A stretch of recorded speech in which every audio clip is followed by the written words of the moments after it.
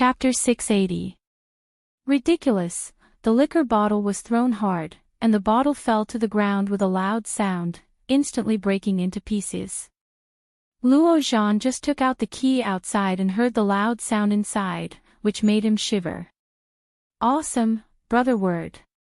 Luo Zhan silently swallowed his saliva outside. After opening the door, he saw the bodies of the wine bottles, wine glasses, and mobile phones lying on the ground. He clicked his tongue and then stepped in carefully, for fear of being hit by something stupid. Li Xiqing was back.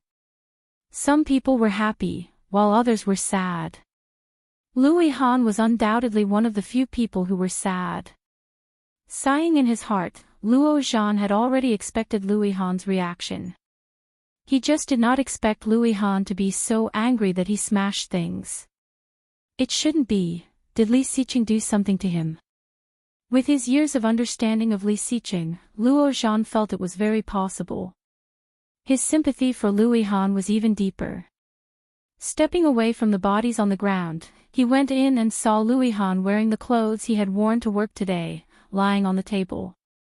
On the table, there were all kinds of bottles, all of which were the ones that Louis Han had collected in his study. F***ck, after collecting for so long, it's all gone just like that. Luo Zhan finally realized how much pain he was in. Seeing the wine that couldn't even be bought with money being wasted like this, he felt a pang in his heart. He silently picked up a few bottles and placed them on the wine rack in the study. After running around 3 times, he finally finished moving all the bottles. He reached out and touched Louis Han, but Louis Han did not move. Luo Zhan reached out to pull his hair up and found that his face had turned red. Seeming to notice that he was being lifted, Louis Han's eyes opened slightly. His eyes were bloodshot, and he looked a little scary. Luo Zhan was shocked and suddenly felt sorry for him. Hey! Since ancient times, too much love leads to regret. Luo Zhan helped him up and shouted, "Hey, get up and go back to the room to sleep." Louis Han's eyes were overflowing with transparent liquid, and he held Luo Zhan's hand tightly with great strength. Luo Zhan was shocked and was about to say something when he heard him shout, "Qianqian!" Luo Zhan was dazed, but immediately felt annoyed and roared, "Qianqian my ass! I am your Uncle Luo. Qianqian, why?" Louis Han not only did not let go, but also reached out to hug him, buried her face in his waist, and burst into tears. Luo Zhan wanted to push him away, but after hearing his words, he couldn't bear it. Why? What's wrong with me? Why can't you see me? He's already dead. Why aren't you willing to accept me? If we got married earlier, he wouldn't have a chance. Qianqian, how tragic, he died a horrible death. Although Louis Han was also a computer nerd, he was very stubborn. Self-respecting, self-reliant, high EQ, high IQ, and extremely patient and persistent in dealing with people and matters. At such a young age, Qian Lu had already enjoyed a certain level of fame in the country, but why did she fall in love with a married woman? Well, she wasn't married when he fell in love with her. But after so many years, why didn't he give up? Chapter 681. Yes. Things like love were always hard to predict. Although Louis Han had known Su Qinzi for a long time, his pride was too strong. Because of his family's poor condition, he wanted to start a career first and then start a family. So he did not dare to confess his feelings to Su Qinzi. However, when he succeeded in his career, things had changed, and he was destined to be just a good friend with her. Hey! I sympathize with you. Luo Zhan patted him on the shoulder. Go back to sleep. Don't get drunk. Louis Han did not let go, holding his waist, breathing a little fast. Luo Zhan felt that he was so unlucky. He pulled him up, one hand under his armpit, the other around his waist, and dragged him into the room. However, Louis Han was a man of 185 pounds, strong and drunk. Luo Zhan alone was really a bit of a stretch. After dragging for less than half the journey, Luo Zhan was directly exhausted. Unable to drag him, he simply threw him to the ground. Gasping, Luo Zhan also collapsed to the side. "Oh my God, why are you so heavy? You look so thin." Luo Zhan rested for a while with his hands on his hips and dragged him again. After a few minutes, he dragged him back into the room. Luo Zhan threw him on the bed and sat on the edge of the bed, panting like a dog. After a break, he went around to help him take off his shoes and socks. After that, he found that Louis Han was sweating all over and felt even more speechless. He found the remote control, turned on the air conditioner, and adjusted the temperature to 24 degrees. Then he threw the remote control away, closed the door, and left. After a busy day, he still had to deal with these things when he came back. Luo Zhan felt so tired. Cleaning up the glass fragments of the wine bottle, he put the broken phone away and pressed a few times. Well, it was directly disabled. Taking out the card, Luo Zhan put it aside. After cleaning up and taking a shower, Luo Zhan went to sleep. Just in the middle of the night, he was awakened by the sound of banging. Getting up with a start, Luo Zhan opened the door and ran out. This was originally a single apartment, with 2 bedrooms and 1 living room, and the bathroom was outside. The sound was coming from the bathroom.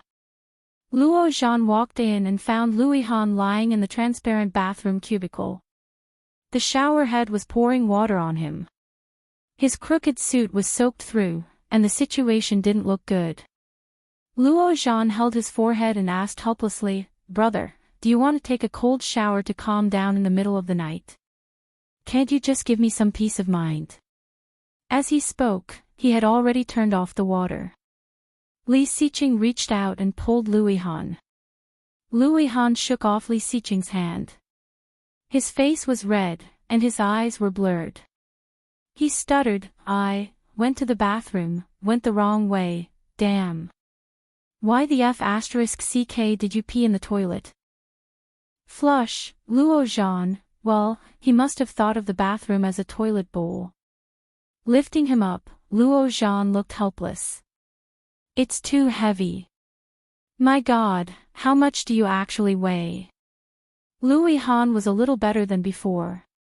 He got up by himself and put half of his arm on Luo Zhan's body.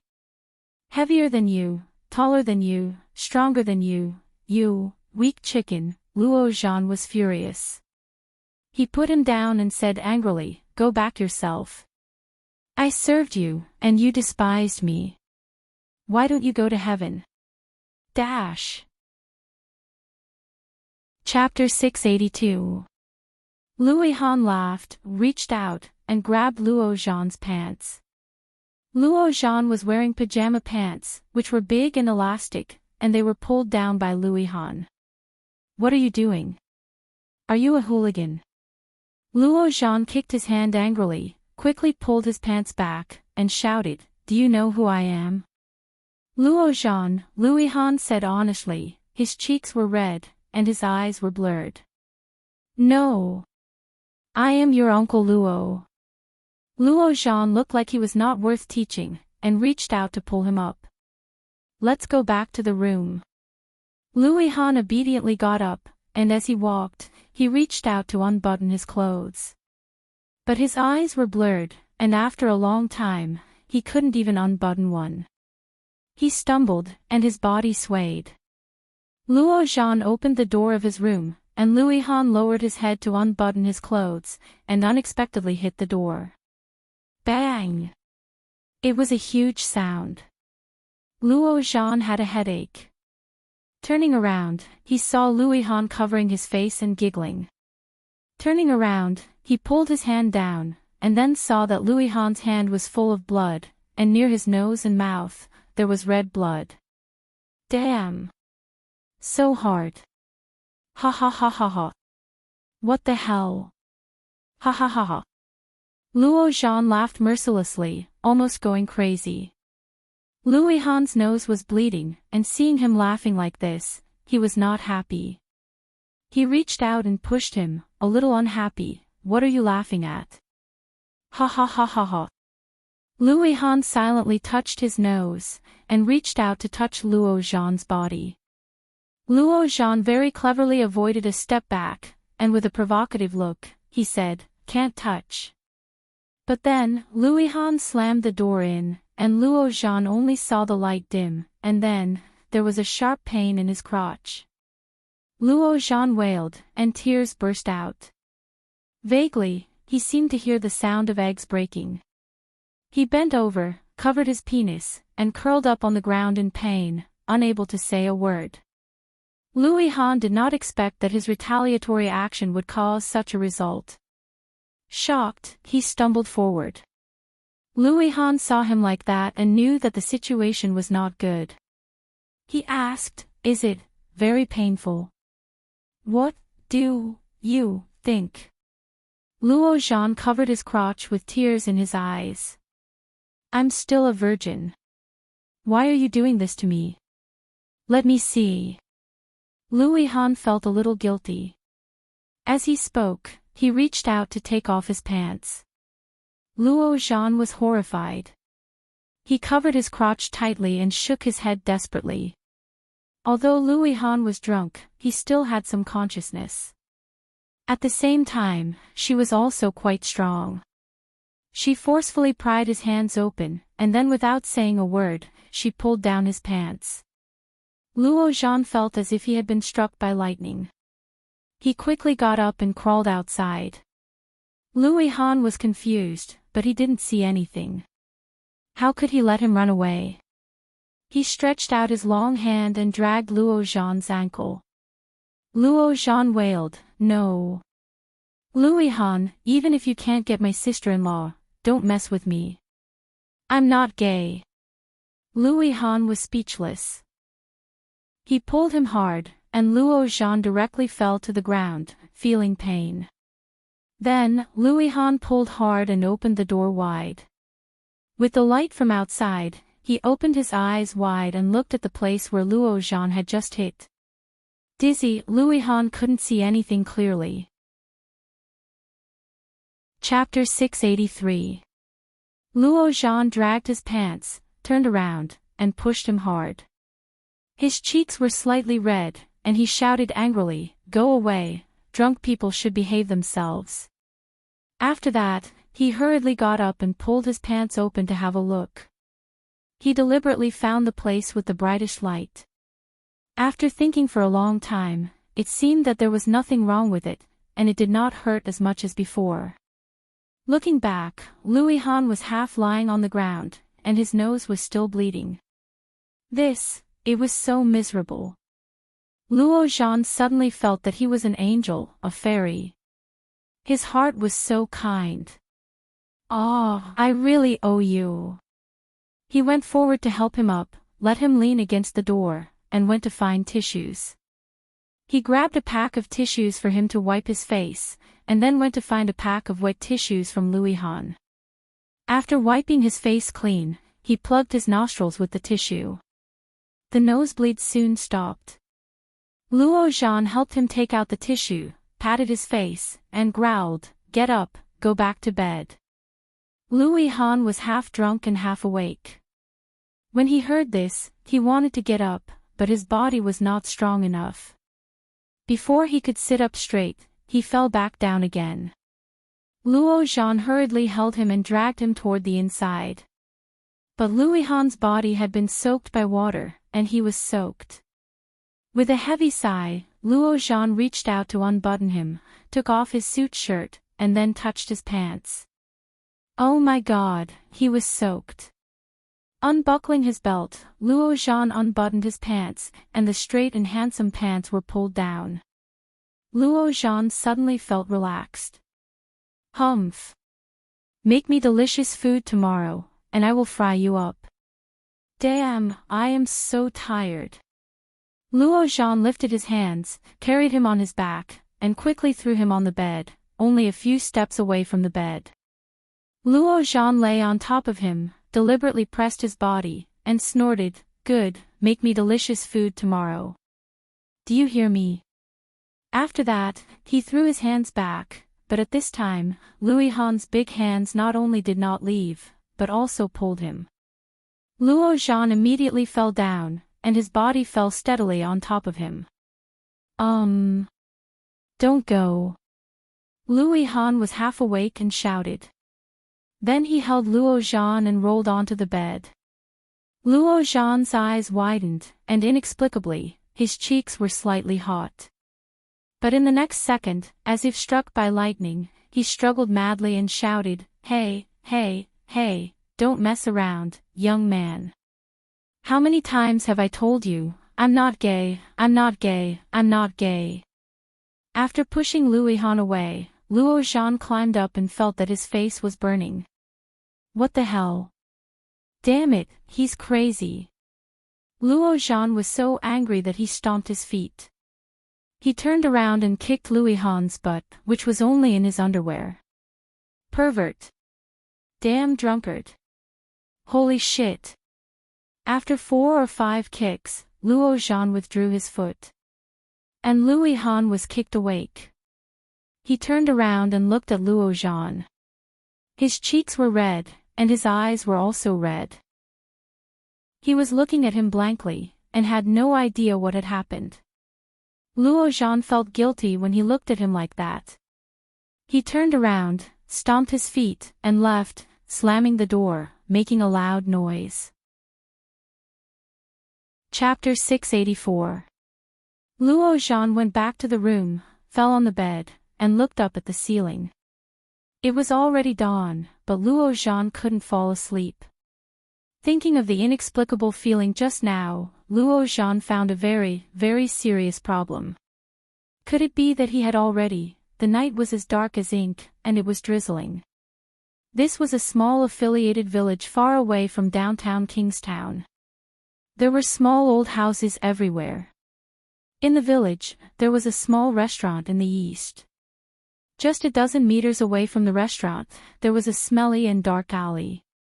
There were a few tall garbage cans in it, and stray cats, stray dogs, and cat-sized mice were running around. A tall, slender figure was wrapped in tattered, dark-colored clothes. The clothes did not cover her body, revealing her deep cleavage. At the same time, there were also 2 long, white, and sexy thighs. However, her hair was messy like a bird's nest, forming a sharp contrast with her unusually fair and delicate skin. At this moment, she was squatting next to a garbage bag, turning over the fresh leftovers that the restaurant had just thrown out. It was already late at night, and the surroundings were dark. There were not many cameras on the roads in the village, and not many people would choose to go out at this time. After the restaurant owner closed the door, he looked around. After making sure that there was no one, he rubbed his hands covetously and walked into the alley. He had been paying attention to this woman for a long time. Her figure looked particularly good, and her skin was very good, but she looked a little crazy. It was estimated that she was the silly daughter of a rich man who got lost and wandered by herself. He didn't expect that he could find such a loophole. Rubbing his hands and walking in, the restaurant owner quickly found the woman he had been coveting for several days. He walked over and whispered, "Miss." The person who was called turned back, and a pair of eyes looked particularly beautiful under the streetlight. The boss felt even more excited, and his eyes flashed with obvious covetousness. He said, "Do you need help? I see that you have been here for several days. Why don't I take you to a place to wash?" The woman did not speak. The boss tentatively reached out, gently put his hand on her hand, and pulled. The woman did not resist, and the boss was even happier. He whispered, "Where do you live? Do you want me to contact your family?" The woman shook her head as if she was extremely frightened. The boss was even more certain that this woman must be a fool. He joyfully pulled her up and tentatively pushed aside her messy hair that looked like a bird's nest. With the help of the street lights, the boss could clearly see her thighs, her big breasts, and all kinds of beautiful female symbols. He was drooling. Finally, his gaze landed on her face. The boss used his fingers to push her hair aside, and suddenly, his heart skipped a beat. The boss screamed and took a step back. In the next second, he tripped over a trash bag on the ground and fell on his butt. The boss was filled with fear. He looked at the woman in front of him and turned pale with fright. Under the woman's disheveled hair, there was a huge fire scar on her face. She looked ferocious and terrifying, so ugly that people couldn't help but run away. Chapter 685. Hee hee. The woman chuckled and walked towards the boss. Her long legs were full and smooth like jade, and her voice was as beautiful as a bell. However, her face had become a nightmarish existence. The restaurant owner screamed in horror and stepped back. He wanted to get up, but the woman had already pounced on him and pulled him over. Rumble. The muffled sound of thunder was suppressed, as if it was ringing in his ears. Didn't you want to have sex with me? Why are you running now? I can do it. I am very clean. The voice was soft, and the woman's little hand had already touched the restaurant owner's face. The woman's voice was very soft and charming. It was not hard to imagine that before her face was disfigured, she must have been a great beauty. Lightning flashed. Combined with the streetlights, the restaurant owner clearly saw her whole face. He was shocked and lost his voice. Aren't you Tang something? Tang Menjing laughed. You have a good memory. The stench of a homeless man made the restaurant owner nauseous. However, Tang Menjing had clearly noticed his intention. With a pair of murderous eyes, Tang Menjing pressed his head hard and stabbed the dagger hidden in her hand into his throat. As soon as the dagger went in, the bright red blood splashed. Because of the pain, the restaurant owner's pupils suddenly enlarged. He twisted and struggled crazily, his hands and feet twitching, trying to catch her, but soon, she dodged. Tang Menjing stepped down and sank the dagger deeper into his throat. The restaurant owner twitched a few times, and then there was no more movement. His eyes were wide open, looking up at the dark sky covered with dark clouds. The fresh and bright look in his eyes became empty inch by inch. Tang Menjing loved this process. Holding his head up, she gently kissed his forehead and whispered, "Rest in peace." As soon as she finished speaking, she reached into his pocket. There was a wallet, a bunch of keys, and a pile of bills and receipts. Squeezing her fingers into the neck, Tang Menjing pulled out the dagger. Bright red blood spurted out and splashed on her body. The dagger was full of bright red blood. Tang Menjing wiped it on his body and put it away. Standing up, Tang Menjing dragged him by his legs and hid him behind a pile of trash cans inside the store. After dealing with everything, he leisurely walked out, opened the restaurant door with his key, locked it from the inside, and swaggered into the lounge of the restaurant. There were a few sets of middle-aged men's clothes, and they were very big. After taking a hot shower, Tang Menjing carefully washed her knotted hair and blew it dry before putting on the middle-aged man's clothes. White shirt and black trousers, very big. Fortunately, she had a belt. After fastening it, Tang Menjing went to the cashier and put all the money into her pocket. There were more than 2,000 in total, enough for her to get back to Kingstown. Then, it was time to find out. She put on a mask and went to the kitchen to find a chef's hat. Holding the umbrella, she went to the back of the alley, found her high heels, and left with the umbrella. The rain was getting heavier. The blood on the ground had already been washed away, leaving no trace behind. The figure went farther and farther. In the middle of the night in this small village, no one noticed anything wrong. In the boundless darkness, under the pitter-patter of the heavy rain, a voice quietly rippled out. Li Siqing, I'm back. Chapter 686. Early in the morning, about 5 o'clock, the baby began to cry. Qingyu was in a daze and called, Rongruei. Yeah. Rongruei's voice sounded. Qingyu noticed that he quickly got up and went to the small crib next to her to pick up the baby. Qingyu heard that the baby was crying less and fell asleep holding the quilt. When she woke up again, it was already dawn. Qingyu rubbed her short hair and looked around. There were no children or men. After getting out of bed and washing, she opened the door and heard a female voice coming from outside. Qingyu was immediately alarmed and walked quickly to the living room. At a glance, she saw Su Qianxi holding her daughter. On the sofa, there was another man sitting. Before Qingyu could see clearly, she was pushed back by Rongruei.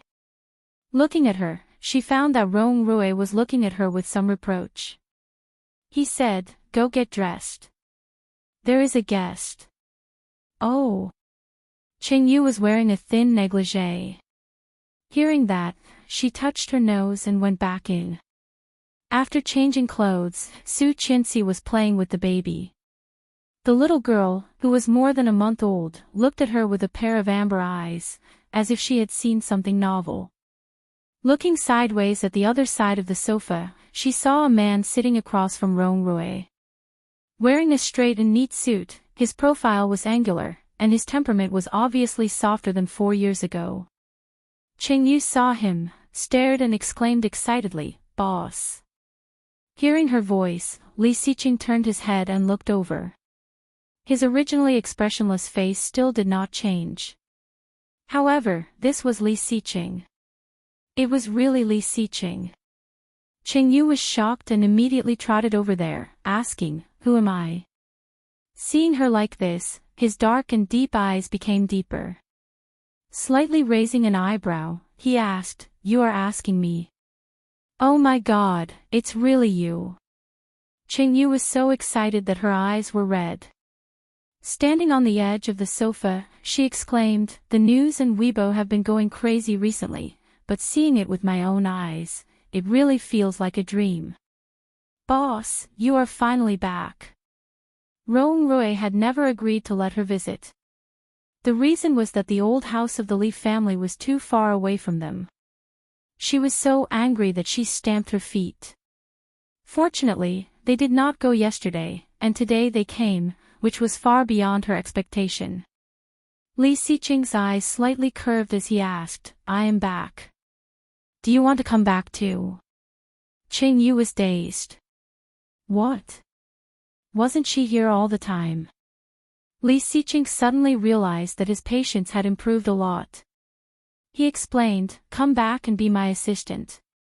I'm not used to working with someone else." Okay.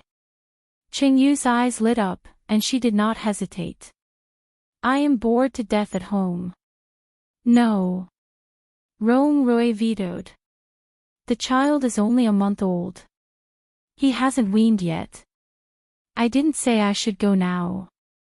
She said. "You." Li said, "Mom, more importantly, Rongruei was basically doing laundry, changing diapers, feeding milk, and coaxing the baby. These things were all done by Rongruei. If she took the work from him, he would be angry with her. As a result, she spent most of her time at home playing games, holding the baby, cooking, and occasionally coaxing men. She had nothing else to do. If she continued like this, she would grow hair." Everyone went to bed early. Chapter 687. Obviously, it was the life that all women wanted, but Qingyu felt that it was boring no matter how she lived it. It was at that time that she knew what "everyone has his own ambition" meant. No. Rongruei stopped her, looked at her across Li Xiqing, and said, "I can still afford you. Don't go." "Oh, it's not a question of whether I can afford it or not. I have to find something to do. Otherwise, it will be too boring at home." Qingyu looked at him and pouted, a bit coquettishly. Rongruei couldn't stand her look the most. Looking away, his tone was still firm. I said no means no. Qingyu knew that in a short period of time, he would probably not agree. She simply stopped talking and would come back at night. Glaring at him unhappily, Qingyu quickly turned and walked to where Su Qianxi was, holding her daughter. Rong Rui made coffee for Li Xiqing. The aroma of freshly ground coffee and the smoke were rising. The simple and exquisite coffee cup in his hand showed the taste of the owner. Li Xiqing looked at the exquisite and beautiful cup in his hand and asked casually, "Do you know where they are?" Rong Rui was adding a piece of sugar to the coffee. Hearing Li Xiqing's words, he slightly paused, gently stirred the coffee spoon, and raised an eyebrow. Who? You know who I am talking about. The voices of the two men were very low. Su Qianxi and Qingyu were playing with the baby. Although they knew that they were talking, neither of them paid attention to what they were talking about. Rong Rui took a sip of coffee and chuckled. New coffee from Italy. The taste is not strong at the beginning but strong at the end. Try it.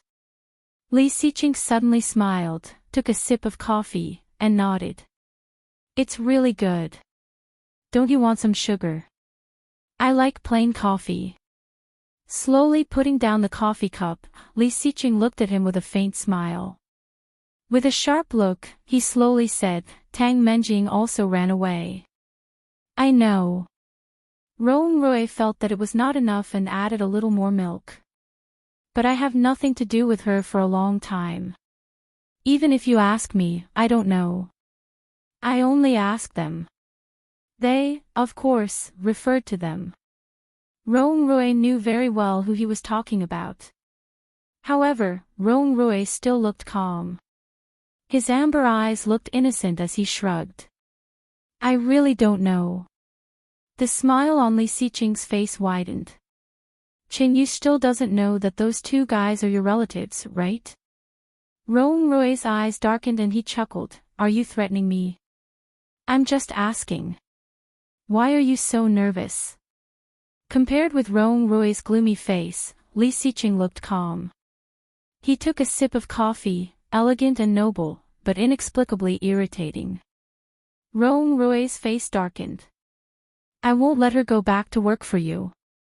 She will come back. No.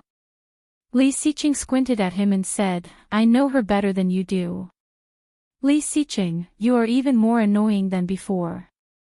His sinister and cunning skills had also reached the pinnacle. Thinking of the defeat of TL and the Bo group, Rong Rui couldn't help but be impressed by this man, and he was even more afraid of him. However, this did not mean that he was friendly to him.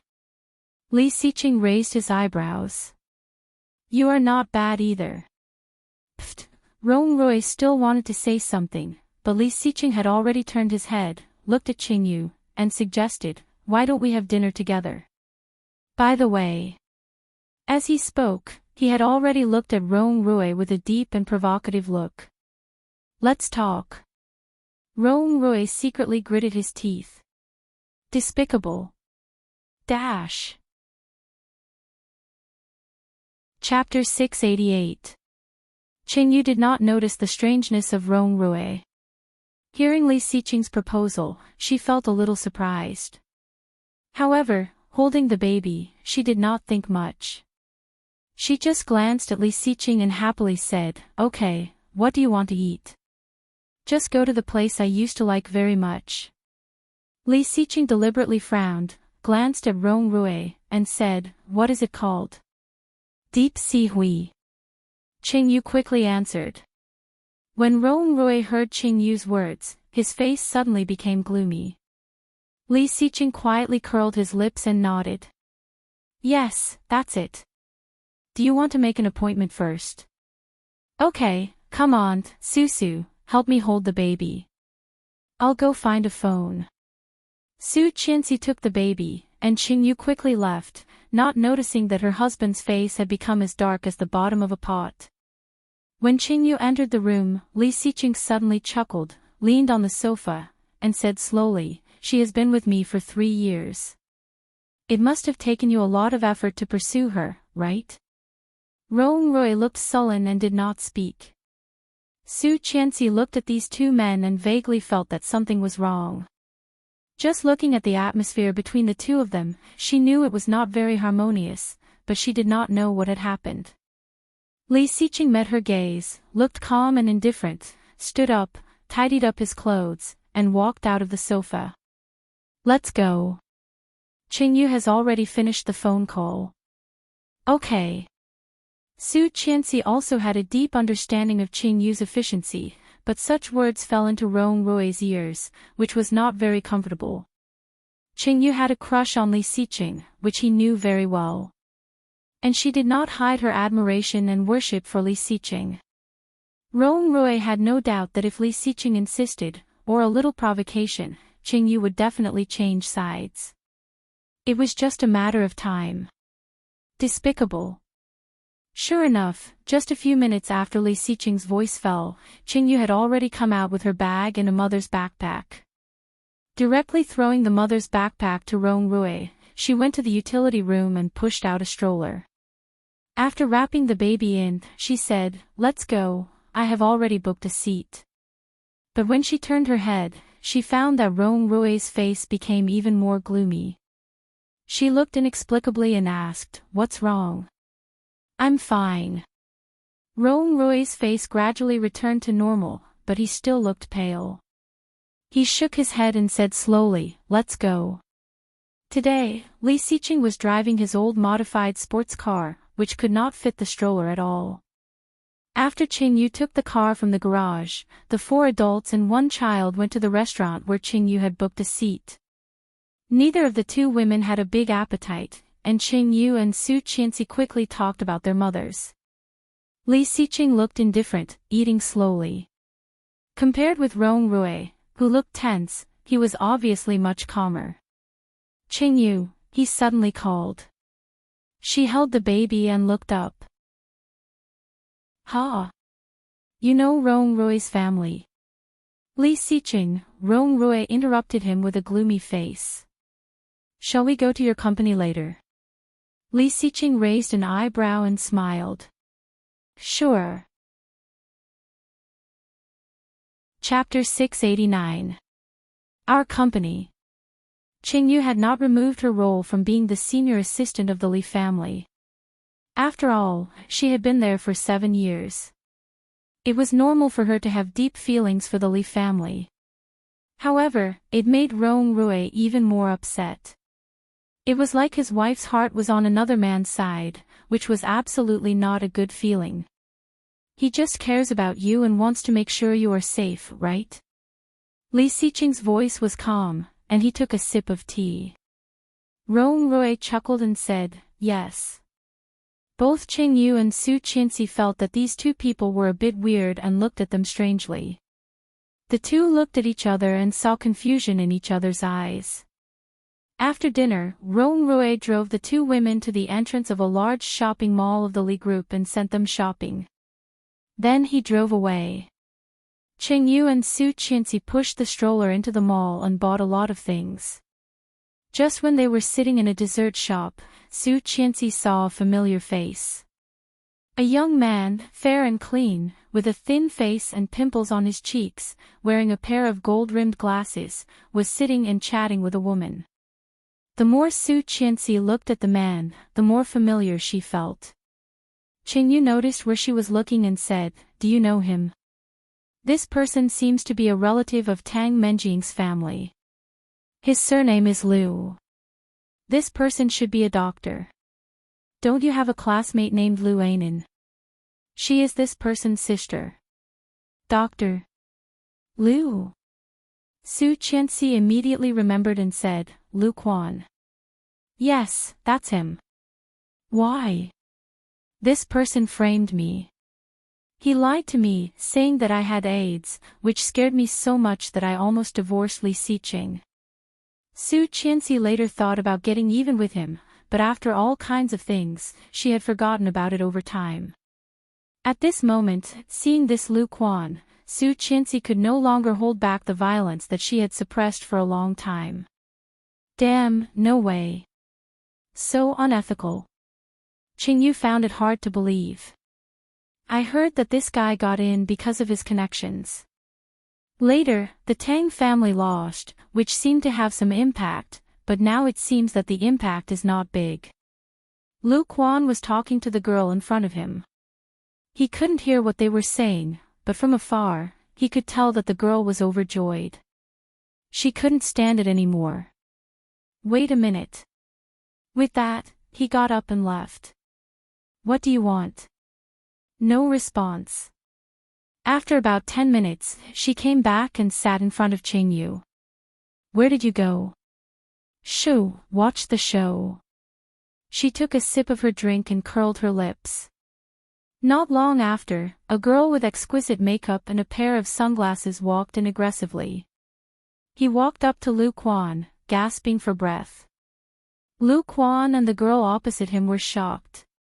The girl in sunglasses slammed a stack of white paper on the table and shouted angrily, Lu Quan. You bastard! Lu Quan was stunned. Before he could react, the girl in sunglasses picked up the half-empty drink in front of the girl on the table and splashed it on his face. You're crazy! Lu Quan was so angry that he reached out to grab the girl. But the girl had already taken a big step back and shouted, Lu Quan, you're a doctor.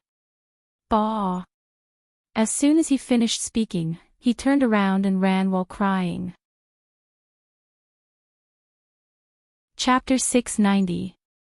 After that, a lot of people in the dessert shop looked over. On the pregnancy report, there was a big, pregnant confirmed sign.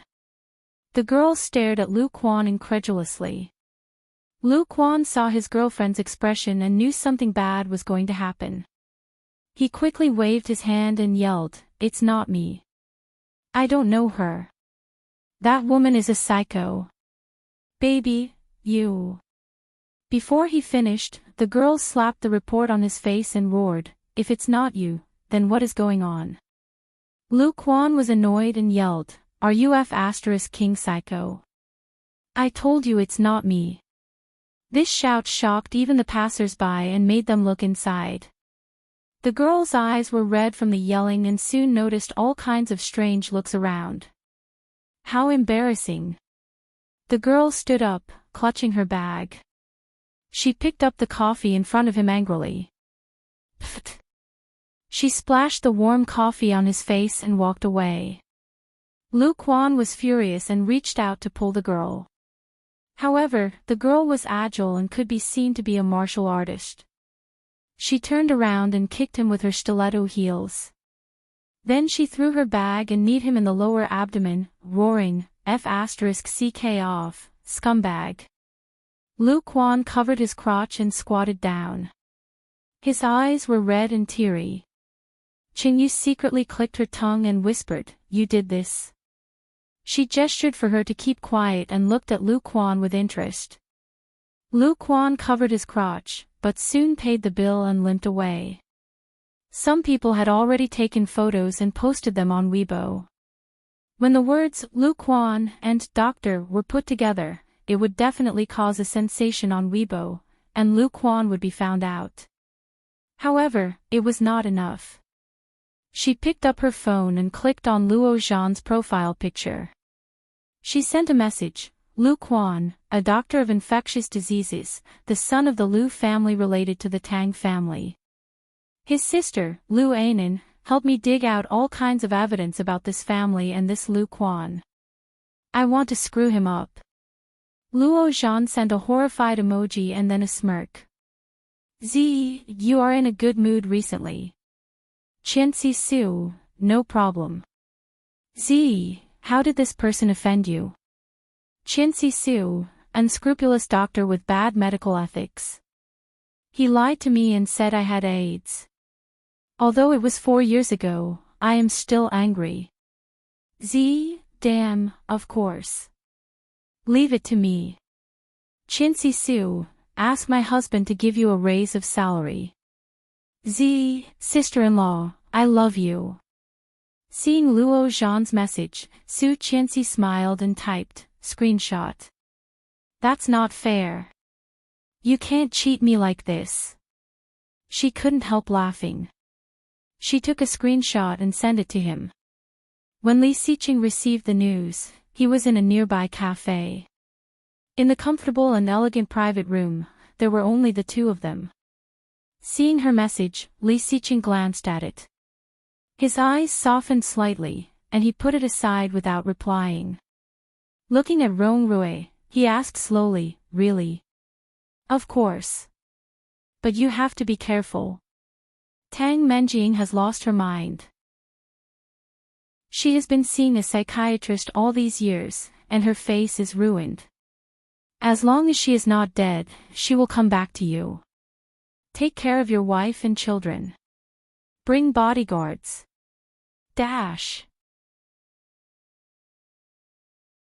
Chapter 691.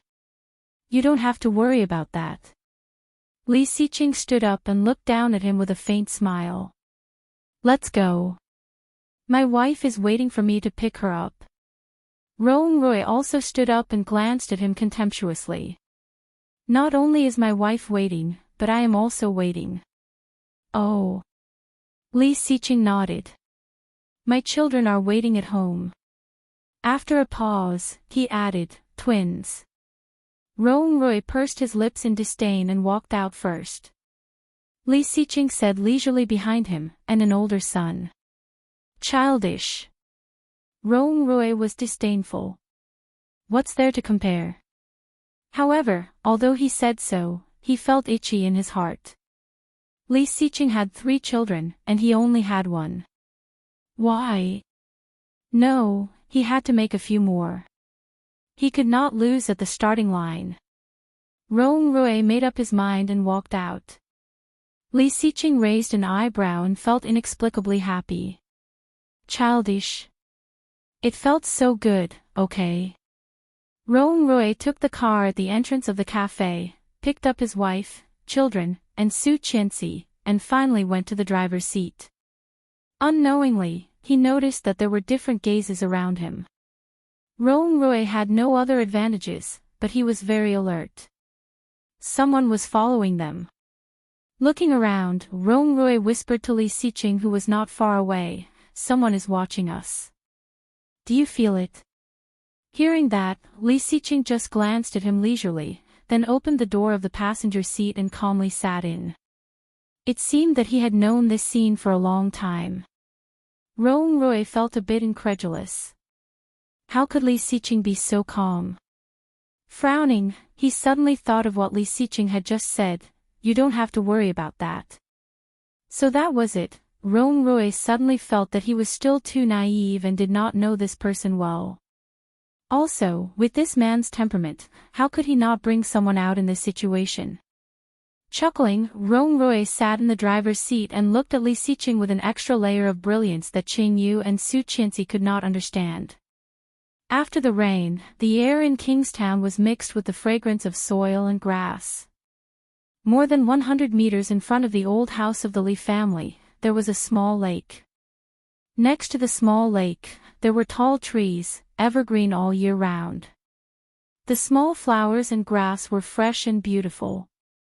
Today, there were 3 drawing boards and 3 small stools by the lake. There were 3 little fellows sitting on the small stools. At this moment, they were all sitting there methodically, holding crayons and drawing on the drawing board. 3 bodyguards stood around them, quiet and straight. The tutor was patrolling the surroundings while they were drawing. When she saw the mixed colors that Li Jianyue had drawn, she squatted down and asked, Ursu, tell me, what are you drawing? She pointed to a green line at the bottom of the white paper and said, this is the grass. She pointed to the blue lump in the middle. This is the lake. There was a dark green lump next to it and a brown one. This is the small tree. I haven't finished drawing the rest. I'll show you when I'm done. The tutor was amused and touched the little guy's head. You're amazing. Li Jianyue's little face was raised, and she looked a little proud. Then she turned her head to look at Li Jianxian beside her and shouted, Brother, look at my painting. Chapter 692. It was very simple, but it was many times better than Li Jinrui's. Li Jianxian glanced at his sister's painting and cast a contemptuous look. It's ugly. Humph, yours is ugly. Li Jianrui was unhappy and turned to look at the other side. Brother Mosin, do you think my painting is good? Li Mosin was painting the lake. When he heard Li Jianrui's words, he turned his head and looked at it carefully. He nodded. Yes. Li Jianrui was immediately happy. She smiled and walked down from the stool with her little skirt. Her chubby little hand reached out and hugged Li Mosin's little head. She kissed him and said in a sweet voice, "Brother Mosin is so nice." Little Mosin's white and tender skin suddenly showed a faint pink on his cheeks. Li Jianrui did not realize what kind of reaction her actions had brought to Li Mosin. She smiled and returned to the stool and sat down again. She took the crayon and began to draw. The tutor and the bodyguards laughed and looked at Li Mosin with ridicule in their eyes. Although Li Mosin was young, he was already very sensible. When he met their eyes, his little face became redder. But he still pretended not to see it. He held a pink crayon and drew carefully on the edge of the small lake. The tutor found that he was drawing this little pink thing more seriously than when he was drawing other things. After looking at it, the tutor found that he wanted to draw a person with his lines. A little pink person. This little guy is drawing Li Ursu. The tutor didn't say anything. He looked at it silently with a smile on his face. It was harmonious and peaceful on the edge of the small lake. No one noticed that on the other side of the small lake, a woman was looking at this side with a telescope. A pair of eyes, after looking around, fell on the little boy on the far left. Dark brown hair, white skin different from other Asians, a pair of blue eyes, staring at the front, looking very pink and jade, with an extremely serious expression. She actually adopted this child. That's easy, haha. As soon as he returned to the company, Li Xiqing took over all the loopholes and drawbacks that had accumulated in the past.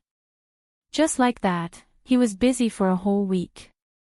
Ming said he would return to Kingstown in 3 or 4 days, but a whole week had passed, and Li Xiqing had not seen him.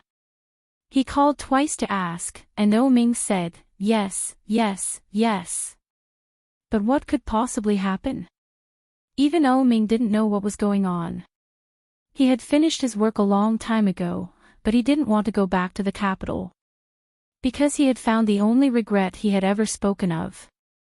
3 days ago, after signing the last contract, he had lunch with his partner and was ready to catch the afternoon flight back to Kingstown. 4 years. For 4 whole years, Ming hadn't seen his good brother again. Hearing his voice again after being dead for 4 years, it was impossible for Ming not to be excited. That was why the journey to the airport was so hurried. However, extreme joy begets sorrow. The driver, who was almost sent flying by his urging, accidentally hit someone when he turned a corner. The driver turned pale with fright. He quickly opened the door and got out of the car to check. It was a woman who had been knocked down. Chapter 693. The driver immediately went up and asked anxiously, Miss, are you okay? The thing that was in the woman's hands had fallen to the ground. It was a laptop. It was the latest model of an internationally famous computer brand, worth more than 100,000 yuan. The woman's body was dirty, but she didn't have time to check herself at the moment. She quickly climbed to the computer. The body of the computer had a metal shell. At the moment, the body had been deformed. When it was opened, the screen inside had been broken. It looked very embarrassing. When the woman in the beige business suit saw the computer, her eyes were red and her voice was choked. Computer, my computer, 120,000 yuan. What should I do now? It's not mine. The voice was urgent and fast. It penetrated the car window and fell directly into Oh Ming's ears. His face, which was originally gloomy because of the delay, suddenly changed. He hadn't heard this voice for 4 years. Was it an illusion? Oh Ming's body was tense, but for a moment, he forgot to react. In front, the driver glanced at the woman's body. There was not much damage, so he breathed a sigh of relief. However, when he heard the 120,000 yuan computer, he was also scared and his legs became weak. He shouted with some anger and guilt, 120,000 yuan. Girl, you are blackmailing me. Is this broken computer worth 120,000 yuan? The woman stood up and staggered. A large piece of flesh had been rubbed off from her knees and elbows. There was even sand deeply embedded in them, and the blood was not flowing. At first glance, it could be seen how hot it was. The woman was so angry that she picked up the computer and threw it at the driver. What do you mean? You hit me and you don't want to pay. You hit my computer and you have to pay for it. I am in a hurry to use it now. Give me the same one now. Hearing this voice again, Oh Ming was pulled back to reality. It's her, it's really her. Oh Ming's heart suddenly beat faster. He opened the door and stepped out. The driver was still a little guilty, but when he heard the woman's tone, he immediately became angry and said, "You are a liar. You deliberately got hit here and then blackmailed me with a computer. Even those old men and women are not as ruthless as you." Lily still wanted to say something, but when she saw the tall man coming out of the car, her face suddenly changed. Even when she was hit by the car, her face was not so ugly. It's him. It's him. Lily subconsciously took a step back. Her heart felt like it was being pulled by a string. In an instant, it almost broke through her skin and burst out of her chest. For the past 4 years, the memories that he had deliberately tried not to recall suddenly poured out of his nest. Every image, every scene, outlined the 2 words that were deeply embedded in her soul. Oh Ming, oh Ming. Lily looked at him in shock and wanted to escape. But computers, that computer was a new one that her boss had just received. It had just been sent for testing and brought back. It was just a distance of a road away. Even if you beat her to death, she would never have imagined that a computer that was worth more than $100,000 would be wasted on such a short journey. What was worse was that she couldn't afford it at all. Chapter 694. When she said this, she did not dare to look in Oh Ming's direction at all. Lily was panicking, but she pretended to be calm and shouted, "And the medical expenses. You must compensate me for the mental damage and the wages I lost when I was injured. Didn't you see the green light? Are you blind?" Lily was not polite. She reached out and asked for the money, which was equivalent to asking for the driver's life. Of course, he recognized the brand and the model. The lowest standard cost tens of thousands. For an ordinary working-class person, this number was equivalent to an astronomical figure. How could he afford to pay for it? Helplessly, he looked back at the car. Only then did he find that the distinguished person in the car had come down and was quietly watching everything that was happening in front of him. Oh Ming stood behind the driver, with a pair of peach blossom eyes with a sharp edge, sweeping over her bloody hands and feet. The original white and tender skin was deeply embedded in the sand at the moment. The skin was obviously badly abraded, and at the same time, it was like the same wound was rubbed on his heart. Unconsciously, he had already felt the same. Obviously, he had decided to forget this woman. As early as 4 years ago, when she plotted to kill his children, he should have completely cut off the relationship with this woman. In the past 4 years, Oh Ming had deliberately refrained from checking her news, as if she had disappeared from the world. But he did not expect that she would be in the capital. Moreover, she was so close to him. It turned out that she had been nearby these days. It turned out that they had been so close these days. Thinking of this, Oh Ming immediately had an indescribable feeling in his heart. Master Oh, this. The driver was speechless and looked confused. I will send this lady to the hospital. You send the computer for inspection. After verification, find the company finance and I will pay for it. After 4 years, Oh Ming's voice was a little more mature than before. At the moment, his voice seemed a little cold. Compared with before, he was a little less charming and a little less sloppy. After 4 years, Oh Ming was not the same as before. When Yu Lily heard his voice, her eyes were hot, but she quickly reacted and roared, "What inspection? You can pay for it. I will go to the hospital myself." Master Oh, the plane. Oh Ming looked at her indifferently. He looked at the driver and said slowly, "Didn't you hear me?" The driver trembled and nodded. He hurriedly picked up the broken computer. Yu Lily's expression changed. Wait. But Oh Ming was the driver's boss. After hearing Oh Ming's words, he didn't care about Yu Lily at all. He took the computer and ran away. Yu Lily's hands and feet hurt so badly that she stopped after a few steps. There were cars behind him, and all kinds of horns were honking. Oh Ming acted as if he hadn't heard her. He stepped forward and couldn't help but put his hand on the part of her hand that wasn't injured. Without saying a word, he pulled her to the car. Yu Lily's face was even paler, and she yelled, "Oh, don't touch me." But Oh Ming didn't care. He yanked her and threw her into the front passenger seat. He quickly walked to the driver's seat and sat down. Chapter 695. Oh Ming's face was more serious. He reached out and pulled her hard, pressing her on the seat. He closed the door, and without waiting for her to fasten the seatbelt, he started the car and rushed forward. Yu Lily was caught off guard.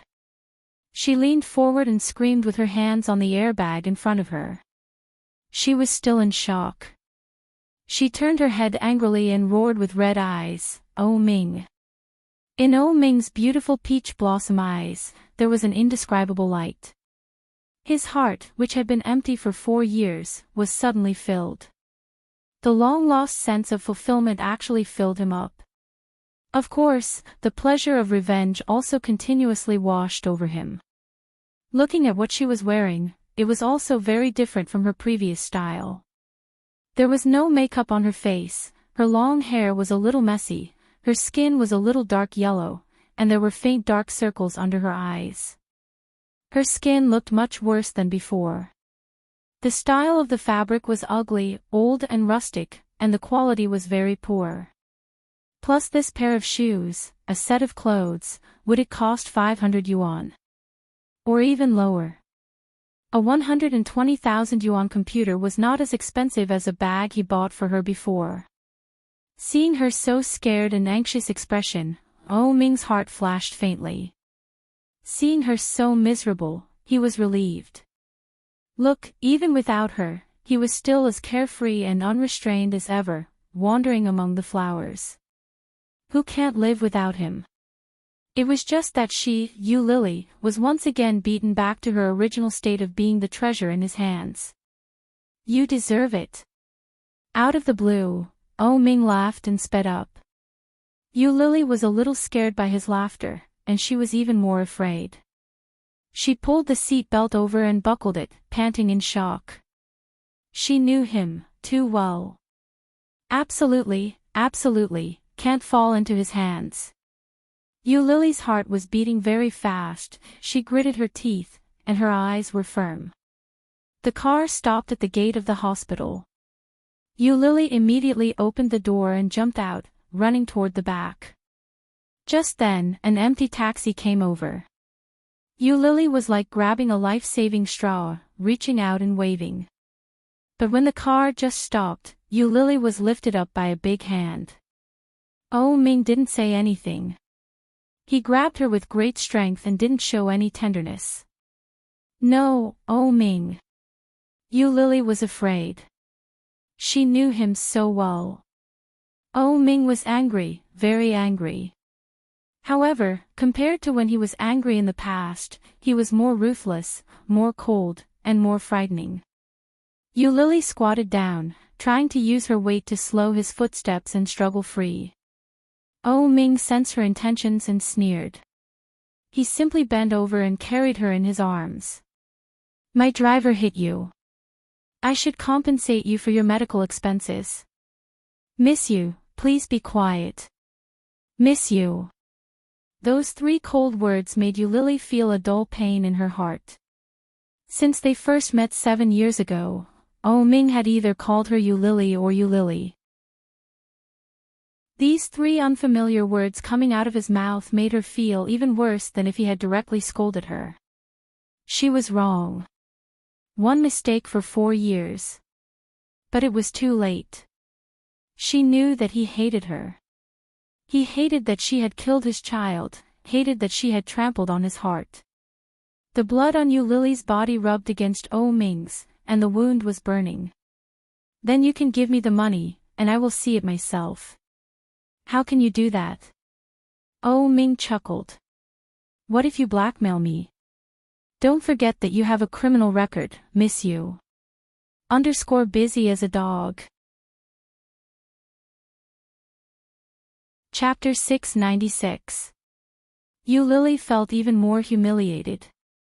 She stared at him and roared, why don't you just give me a few thousand yuan? You are such a big O group. Are you afraid of being blackmailed? I'm sorry.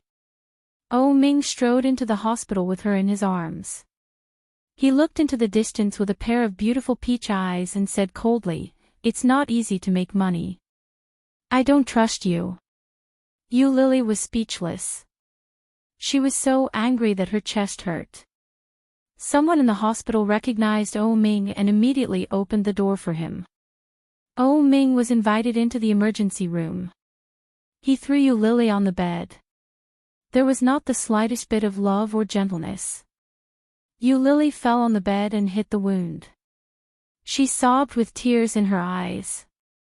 Seeing this, Oh Ming was expressionless. He coldly said to the doctor beside him, she was hit by a car. Give her a checkup. Yes, Master O. After that, despite Yu Lily's slightly surprised objection, Oh Ming sat straight at the door and folded his hands. His hands were still stained with her blood. Oh Ming stared at her for a long time and suddenly felt ridiculous. How big of a deal. He even brought this woman to the hospital in person. He looked at his watch. It had been more than 40 minutes. He couldn't catch the plane. He actually didn't even hurry to see his brother in order to revenge a woman. When did Oh Ming become so narrow-minded? Leaning on the back of the chair in the corridor, Oh Ming slightly narrowed his eyes, and his mind was blank. Even he didn't know what he was doing. Fool, what was the difference between this Oh Ming and the one 4 years ago? After the wound was treated and various examinations were done, Yu Lily came out after it was confirmed that there was no big problem. But when she came out, Oh Ming was gone. She asked the nurse on duty and found that Oh Ming had already left. Before he left, he also left a large sum of money for medical expenses. After deducting the money used for Yu Lily's examination, the rest of the money was more than 20,000 yuan, which was converted into cash and given to Yu Lily. Yu Lily looked at the 2 stacks of money in her hands and was in a trance. At the same time, her heart was also indescribably disappointed. Gone, just gone. How could this be? This man actually left just like that. Yu Lily lowered her eyes and her head. Her big eyes were dim. He limped out of the hospital, took a taxi and left. What she didn't see was that there was a black sedan parked not far from the entrance of the hospital. Oh Ming held a cigarette between his long fingers. The smoke slowly lingered, and the smell of smoke filled the entire car. Leaning against the back of the chair, Oh Ming looked lazy and casual. Oh Ming watched helplessly as Yu Lily left before he started the car and drove back. The assistant stayed in the capital because Oh Ming didn't show up. After waiting for more than 2 hours at the airport, she received a call from Oh Ming. I still have other things to do. I won't be returning to Kingstown for now. The assistant was puzzled. Is there anything else? Even if there was something else, could it be more important than seeing Li Xiqing? No way, right? Young Master O. The assistant wanted to say something, but before he could say it, he heard Oh Ming say again, help me check a person who should be working near the famous garden in the capital. Okay, what's the name? Name. Chapter 697. When the assistant heard the name, he felt a little familiar, but he couldn't remember where he had heard it. Especially her financial situation, marriage status, private life status, and work situation. In short, all of them must be checked. The assistant understood and quickly asked, Master O, is there any other schedule that is particularly important? Do you need me to arrange anything? However, Oh Ming did not answer, and the phone had been hung up. The assistant felt even more depressed. He deliberately opened the book and looked at Oh Ming's schedule. It seemed like there wasn't any itinerary that was particularly important. Strange, however, Oh Ming's mind was notoriously difficult to guess. If he guessed incorrectly, he might even make him unhappy. After thinking about it, the assistant decided to play dumb. Since he didn't answer the question, there must be a reason. When Oh Ming wanted him to do something, he would ask. Why should he ask so much? The assistant suddenly felt very witty, and then went to check the so-called ukulele. Oh Ming had a suite on the top floor of the capital branch. When he moved in again, many people were very surprised. However, no one dared to ask, and they left in a hurry after dealing with it. Oh Ming lay on the bed, closed his eyes, and felt very tired. It had been 4 years, and he had lost too many things. The phone rang, and it was the assistant. Master O, I found out that Lily came to the capital 4 years ago and now works in the Electronic Science and Technology Department of Xingfeng Group. She is just an ordinary IT worker. 2 or 3 years ago, after renting a room with a girl for a year, she was cheated of all her money, and the loss reached more than 1 million yuan. In addition to her poor health, she spent a lot of money. She is currently single and lives alone. It seems that she used to work in Kingstown. According to her colleagues, this woman is likely to have had a miscarriage, and her physical condition is very poor. Cheated of all her money. When Oh Ming was supporting her, he hardly gave her any money. Basically, Lily got whatever she wanted, and she didn't ask him for money. According to Oh Ming's memory, the money she had received might not be as much as 1 million yuan. The loss reached more than 1 million yuan, that is to say, all her money had been cheated, so how did she survive? What about socially? She is very popular and has a high EQ. She always smiles when she meets people, but she also has a personality and is very straightforward. But because of this, her boss doesn't pay much attention to her. Now in Xingfeng, her annual salary is between 100,000 and 150,000 yuan. She is also responsible for some small things and doesn't have many big projects in hand. Yeah, Oh Ming responded, and then he didn't say anything else. The assistant waited for a moment and realized that Oh Ming wasn't going to say anything else. Then, he said, if there's nothing else, I'll hang up first. Help me check her address and send it to me. When the assistant heard this, he seemed to understand something. So, what was more important than seeing Li Xiqing was picking up girls? TSK, a typical example of valuing a lover over a friend. Although he thought so, the assistant didn't have the guts to say it out loud. He answered honestly, yes. After Oh Ming hung up, the driver called. Chapter 698. Lily felt that she was so unlucky today. Not only was she targeted by Su Jing, but she also had to take the computer out of her busy schedule and was hit by a car.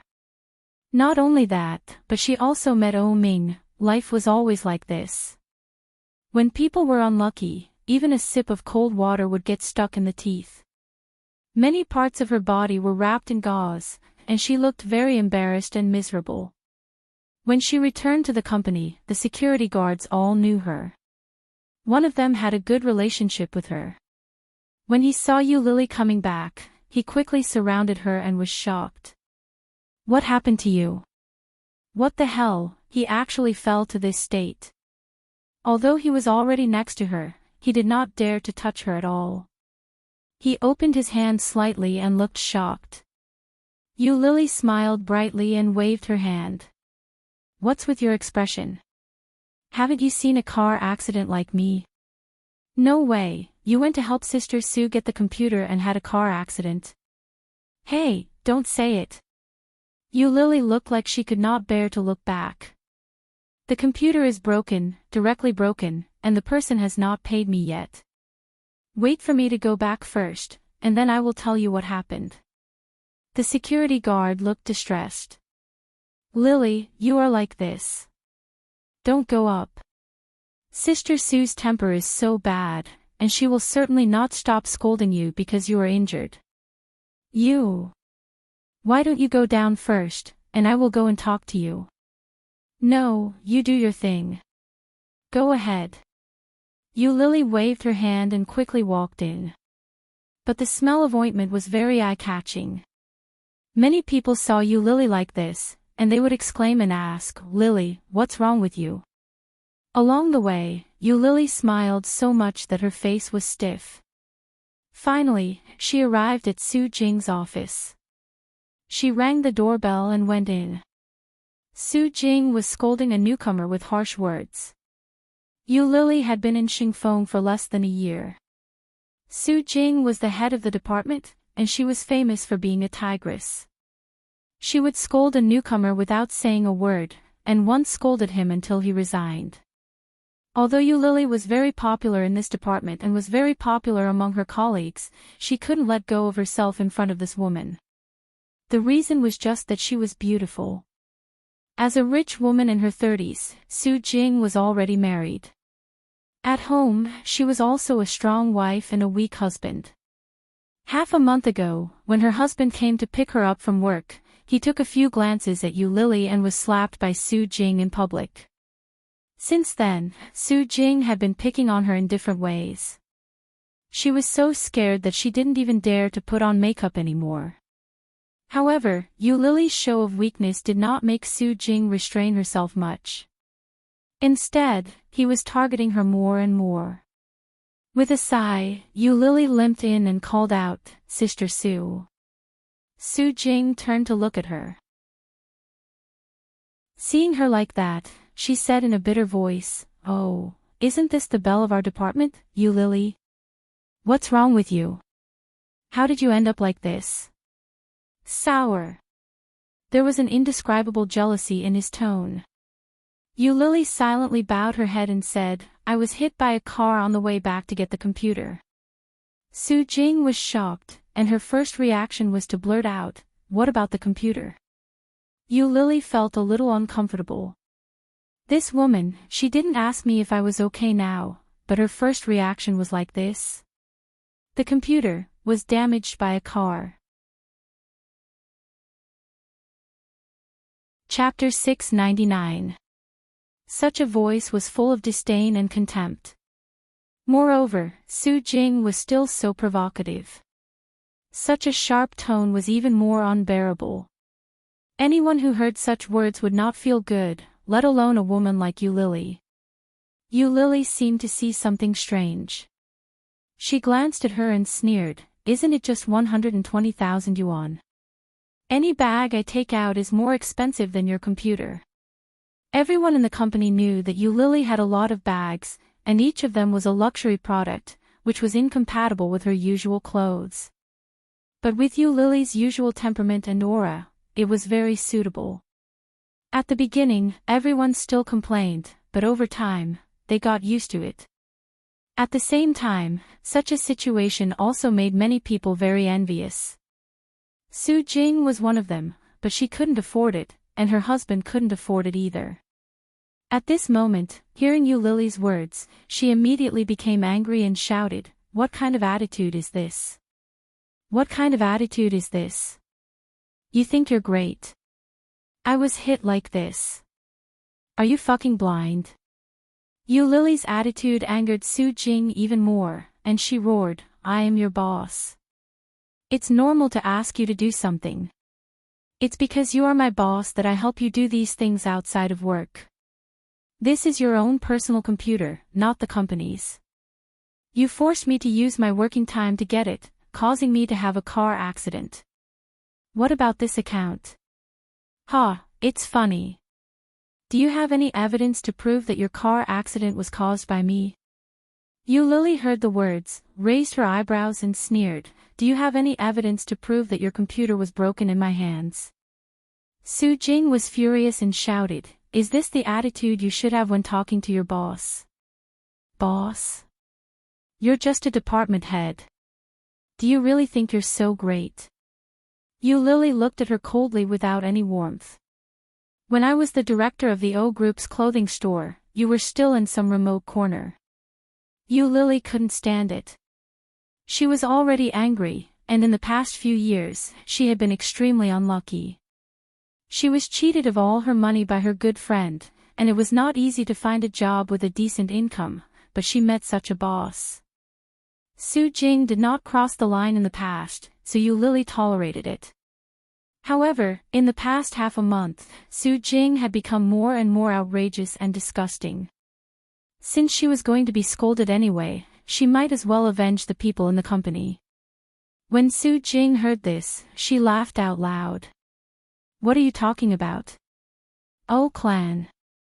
Do you know what that place is? You haven't even finished your university studies, yet you want to be the director of the O Group. Ha ha ha ha ha." Yu Lily dropped out of school when she was in her junior year, which was her eternal regret. At this moment, being brought up by Su Jing as a joke had undoubtedly stepped on Yu Lily's sore spot. Yu Lily looked at Su Jing coldly, and the temperature in her eyes was getting lower and lower. She sneered sympathetically and said, "No wonder your husband stared at me last time. It turns out that you look like a zombie when you smile. With your size 43 horse face, you need to use double hyaluronic acid, right?" Chapter 700. Yu Lily was injured. When she stepped back, her wound was pulled and she felt a burning pain. But she quickly avoided it.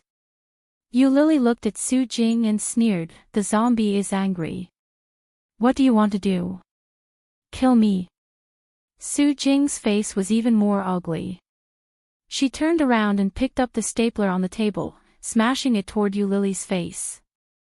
Yu Lily reached out to block it, and the stapler hit her hand, causing a sudden pain. Then, Su Jing rushed toward her and grabbed her hair. Ah! Yu Lily felt more pain when she was pressed. When she looked at Su Jing's ferocious face, she was even more annoyed and shouted, "Are you F***king sick? Help!" The door of Su Jing's office was not closed, so people quickly ran in from outside. Everyone saw that they were fighting together and quickly came forward to pull them apart. Su Jing's movements were getting bigger and bigger, but Yu Lily couldn't. She felt a burning pain in her body. She looked down and saw that some of the gauze was bleeding again. F***king retard. Yu Lily clenched her teeth in pain and held her breath in her heart. She picked up the stapler on the ground and threw it toward Su Jing's face. Paw! The stapler landed firmly on Su Jing's chin with a dull thud. Su Jing screamed and covered her chin. She was in so much pain that she burst into tears and shouted, "Yu Lily, you bitch, you broke my new computer and hit me. Do you think that you can use the male colleagues in the company to stand on your side just because you are beautiful?" People around heard this and looked at each other. "Everyone, help me get justice. Yu Lily wants to keep my 120,000 yuan computer for herself. It took me a long time to save up money to buy it. It took me half a month to send it from the United States. I haven't used it yet, but it was stolen by her. She said it was a car accident. Bah. It is clear that she wants to steal my computer and make up a trick. The colleagues who had a good relationship with Yu Lily all looked at Yu Lily. One of them asked, "Lily, is it true?" Yu Lily was so angry that she laughed. On her beautiful and delicate face, there was contempt and disdain. Yu Lily looked at Su Jing and asked, "How many kilograms of hyaluronic acid did you inject? Not only is your face big, but your skin is also so thick. If you remove the powder, you will probably have a natural hornet's nest." Su Jing couldn't stand it when others insulted her face. Especially when Yu Lily said all kinds of insults without a single dirty word, she was so angry that her body trembled. She was so excited that she was about to stand up. Su Jing almost rushed up to hit her, but soon she rolled her eyes and seemed to think of something. She sneered, "Yu Lily, do you know how long you will be sentenced for a crime worth 120,000 yuan? At least a few years. I originally wanted to give you a chance to repent and reflect. Ha, I didn't expect you to be so ungrateful. Then don't blame me for being impolite." Yu Lily, so don't blame me for being rude. Either you compensate and settle it in private, or I will see you in court. A crime of more than 100,000 is enough for you to suffer. Su Jing stood there, looking domineering. She looked at her with hatred in her eyes. Yu Lily felt ridiculous. When she was about to say something, a security guard came in and said, "Yu Lily, someone is looking for you." Behind the security guard was a middle-aged man carrying a box. When the box was opened, it was a badly damaged laptop. Chapter 701. "Excuse me, which one of you is Miss Yu Lily?" "I am," Yu Lily responded. "I am the director of the distributor of this computer company. My surname is Wu. Just now, a gentleman sent this machine to our testing department for testing.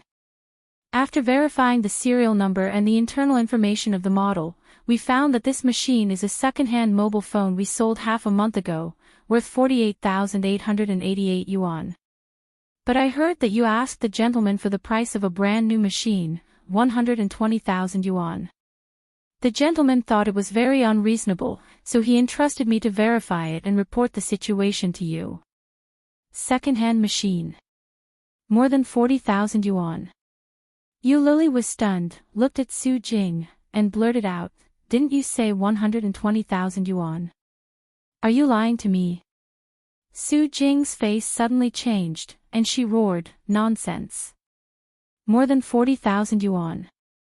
I obviously bought it for 120,000 yuan. Now it was broken by this woman, and I haven't used it a few times." The man's expression was a little strange, and he said, "Are you the original owner of this machine?" Su Jing's face changed slightly, but she quickly calmed down, nodded, and said, "Yes." The man took out a piece of paper from his pocket, opened it, and said, "Miss Su Jing, right?" Su Jing did not speak, looked at his hands that were opening the paper, and the original expression on her face suddenly changed. "This is the record list of your purchase from our company half a month ago, with your ID number and your autograph on it. The total price is 48,888 yuan. For the time being, there is no brand new model in our domestic branch. If necessary, it needs to be imported directly from the United States." Yu Lily opened her eyes wide, took the bill, and saw the name of the transaction, Su Jing. And the signature on it, Yu Lily had seen countless times. Isn't it Su Jing's autograph?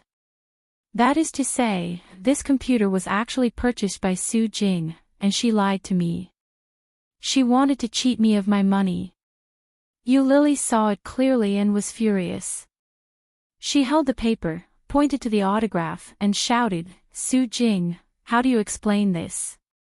Su Jing's face changed greatly, and she was speechless for a while. Everyone was speechless, and the way they looked at Su Jing had changed a lot. Just now, it was true that Yu Lily broke Su Jing's computer, and it was also true that Yu Lily had a car accident. Seeing Su Jing's angry look, everyone subconsciously thought that it was true. However, no one had expected such a sudden turn of events. What is going on?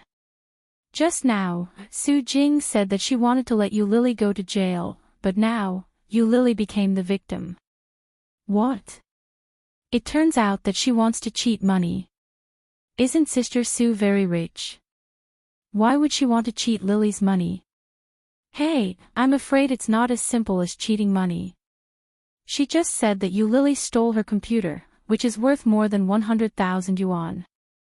She will be sentenced for a long time. What's the big deal now? Su Jing herself has become a fraud, and the evidence is conclusive. Chapter 702. And the person who came to deliver the computer, after seeing such a scene, took out a thick yellow envelope from his satchel and said, "This is the compensation that the gentleman just gave you. It is 50,000 yuan in total. Please count it." Then, he handed it to Yu Lily.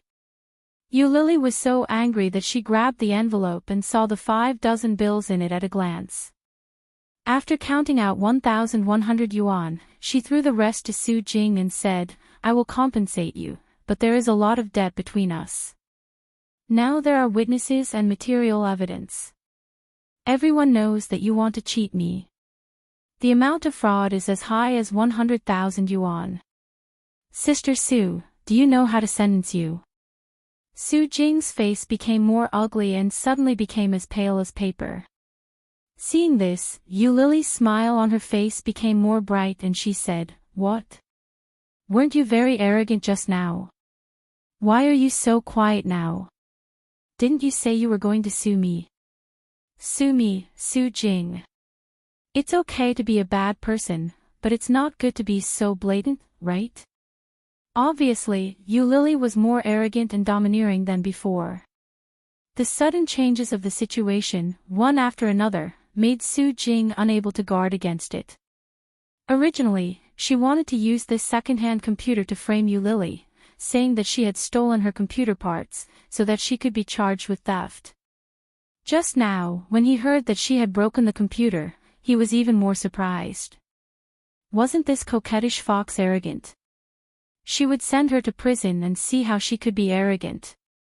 But she would never have thought that Yu Lily had a helper. Such a helper was actually able to directly invite the dealer over and expose her plan in front of everyone, causing Su Jing to lose all her face. This slap on the face was so painful that it was burning. Originally, she thought that the victory was in her grasp, but it was reversed in an instant. This made Su Jing, who had always been independent and had a sense of superiority, unable to accept it at all.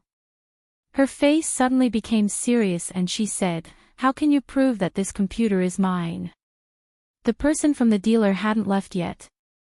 Hearing Su Jing's words, he immediately said, "We have the data records of the hard disk and CPU inside, as well as the matching serial numbers and codes.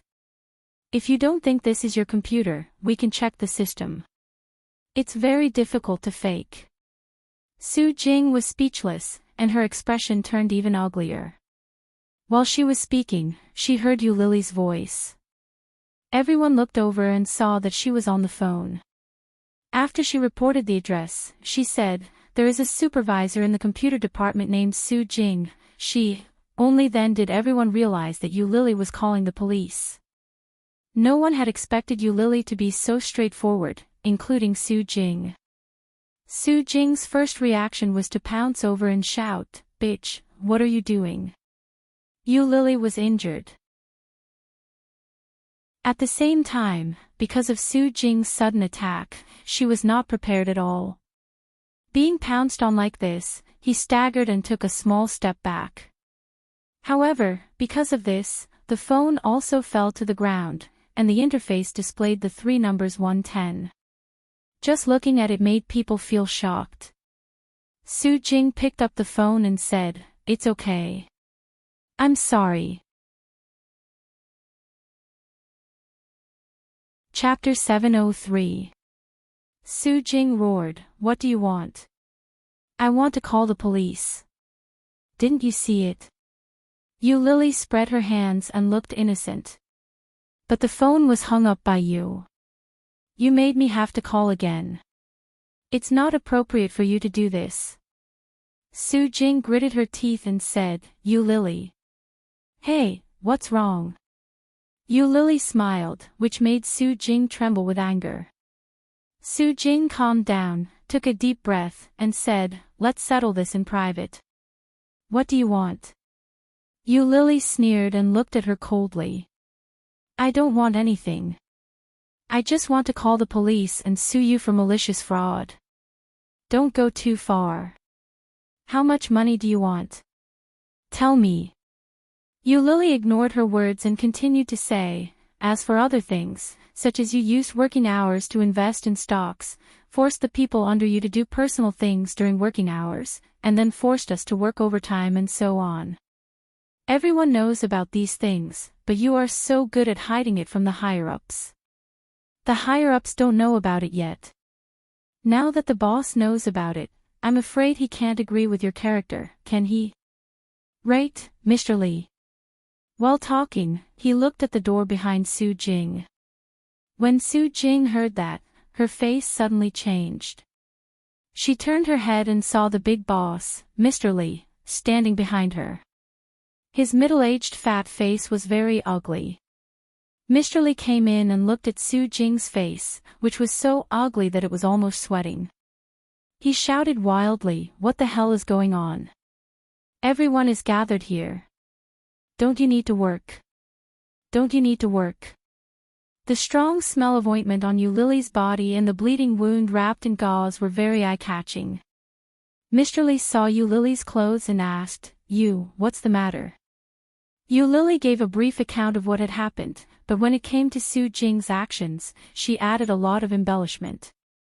Several times, Su Jing wanted to interrupt, but Yu Lily did not give her a chance to do so. Mr. Li also deterred Su Jing with his eyes, so that she could not say a word. In the end, Yu Lily was a little thirsty. She shrugged and spread her hands. "If you don't believe me, you can ask them.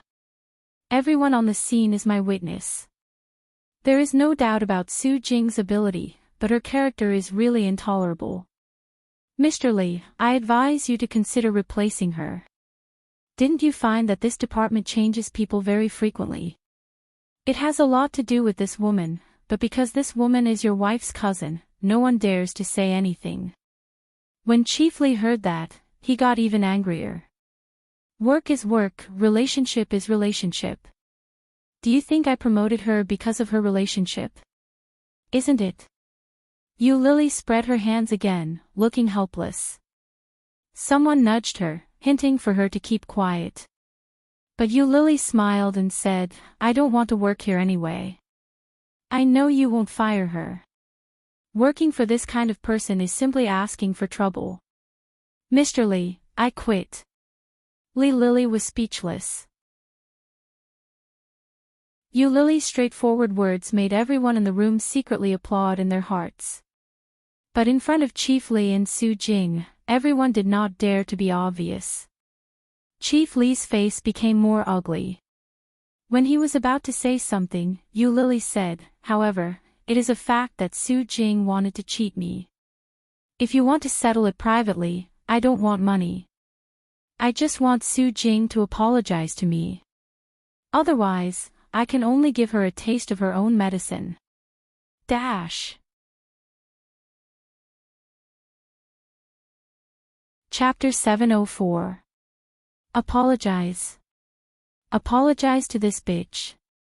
Su Jing looked strange and said sarcastically, "Do you think I don't know that you now owe a lot of debt?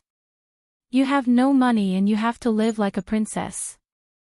Who can stand you? You poor ghost, how much money do you want? Just tell me directly." Yu Lily sneered and said, I want your husband. You should give him to me.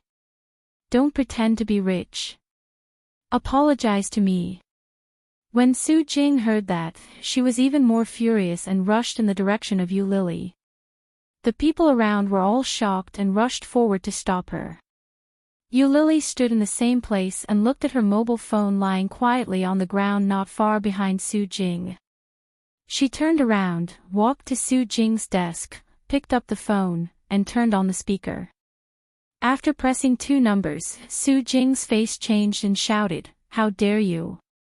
Do you want to see if I dare? Yu Lily pressed the last number, put the microphone next to her ear, and raised her eyebrows provocatively. Apologize. No. Mr. Li was afraid. He went forward to take Yu Lily's phone and hung up directly. He looked at Su Jing and shouted, Apologize. Su Jing was shocked and couldn't believe it. Brother-in-law, you were in the wrong in the first place, so you should apologize. Didn't you see how badly Xiao Yu was hurt because of your computer? What if there are scars all over a girl's body? And the computer has been compensated to you. You should apologize to her. Su Jing was obviously not convinced. She looked at Mr. Li and said unwillingly, I don't want to. Hearing this, Mr. Li's face darkened and he warned, Do you really want to go to jail?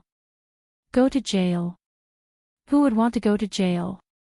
But Su Jing was not reconciled. Why should I apologize to this bitch who seduces people everywhere? Since she came, almost all the people in the company were around her. No matter men or women. Relying on the tricks of a fox, she pretended to be a bitch. She was not reconciled, and she just couldn't see her doing well. Either you apologize, or I'll call the police. As she spoke, she picked up the phone and teased, It's just going to jail. Sister Su isn't afraid, right? Manager Li's face also darkened. Su Jing, do you really think I don't know what you're doing in the dark? Do you really want me to tell you everything? Su Jing felt even more humiliated. Not only were her colleagues and subordinates not on her side, but even her brother-in-law did not support her. Why? What's so good about you, Lily? Su Jing was so angry that her eyes turned red and tears welled up in an instant. However, under Manager Li's warning gaze, she still lowered her head and whispered, I'm sorry. What? I didn't hear anything. Yu Lily was still holding the microphone in her hand. She put one hand next to her ear to make a trumpet. Can you say that again? Su Jing was so angry that her chest heaved up and down. She calmed down and said in a serious voice, I'm sorry. Chapter 705. Yu Lily's provocative words made many people at the scene laugh, and they were secretly happy. But the boss was here, and Su Jing was also in front of them. Except for Yu Lily, no one else dared to smile. Yu Lily's attitude made Su Jing almost mad, and she roared, Don't go too far. Yu Lily seemed to be scared, and she turned her head sideways with a look of disgust. Yu Lily seemed to be frightened. She turned her head sideways with a look of disgust, but she quickly turned her head back and said, Look, isn't it quite loud? I really didn't hear what you just said. My ears are not very good. You know, why don't you just speak like you used to? Why do you have to pretend to be gentle? I'm sorry. Su Jing roared, and her eyes were about to crack, and she looked terrible. Yu Lily looked scared, patted her chest, and said with a frightened face, If you don't want to, then don't. Why do you have to scare people? Don't you know that people can be scared to death? What the F***ck? You not only cheat, but also want to kill people. While talking, Yu Lily had picked up the phone again. Yu Lily turned on the speaker and pressed 2 numbers. Almost everyone could hear it clearly. Su Jing took a deep breath and said quickly, I'm sorry, Yu Lily, I shouldn't have framed you. I shouldn't have targeted you, please forgive me. Yu Lily just pressed the third number, and before it was connected, she hung up. Looking at Su Jing, Yu Lily smiled slightly and raised her eyebrows. Are you sincere? Su Jing wanted to kill her, but at this time, she still nodded against her conscience, sincere. Go, you are so fake. Yu Lily sneered, but I am a generous person, and I will forgive you. After that, she looked at Mr. Lee. Mr. Lee, I don't want to work anymore. Please let me go. I can't do work with my injuries. Mr. Lee quickly said, I know you have a grudge against the company. Now, I announce that Su Jing will be fired. When such a voice fell, everyone was shocked.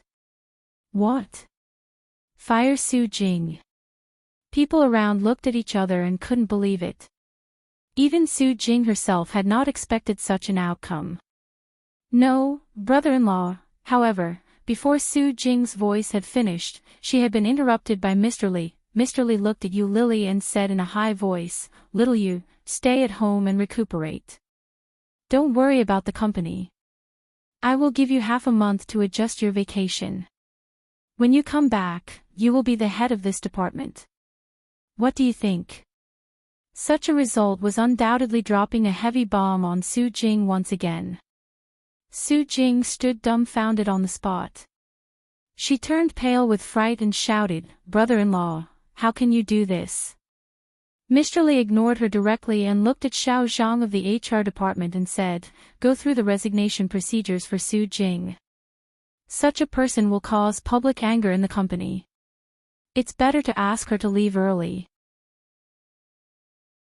After a pause, he looked at Su Jing and said, Don't you want a child? You always complain about being busy with work. Now I'll give you this time to have a child and raise the child.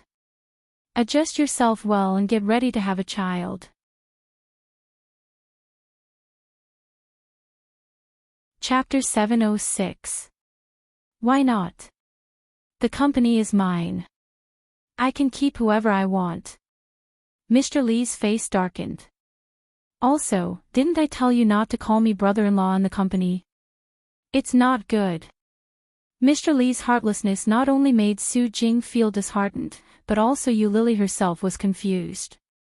What's going on? Mr. Lee wants to keep me, but not Su Jing.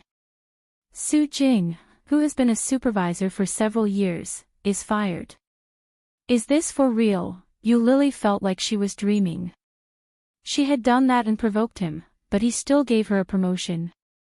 It was like seeing a ghost. Yu Lily was dumbfounded, but the others were already cheering. Yu Lily is a supervisor. Damn, if Yu Lily can't be a supervisor, who can be a supervisor? Don't forget who helped you with the case in CG Village. Yes, and the case of Wanli Technology. Damn, if it weren't for her, I would have been killed by Su Jing. Ah, you have all been helped. I thought I was the only one who got benefits. I was wondering if Lily was secretly in love with me. Bah. You think too much. Lily is a goddess. Do you know what a goddess is?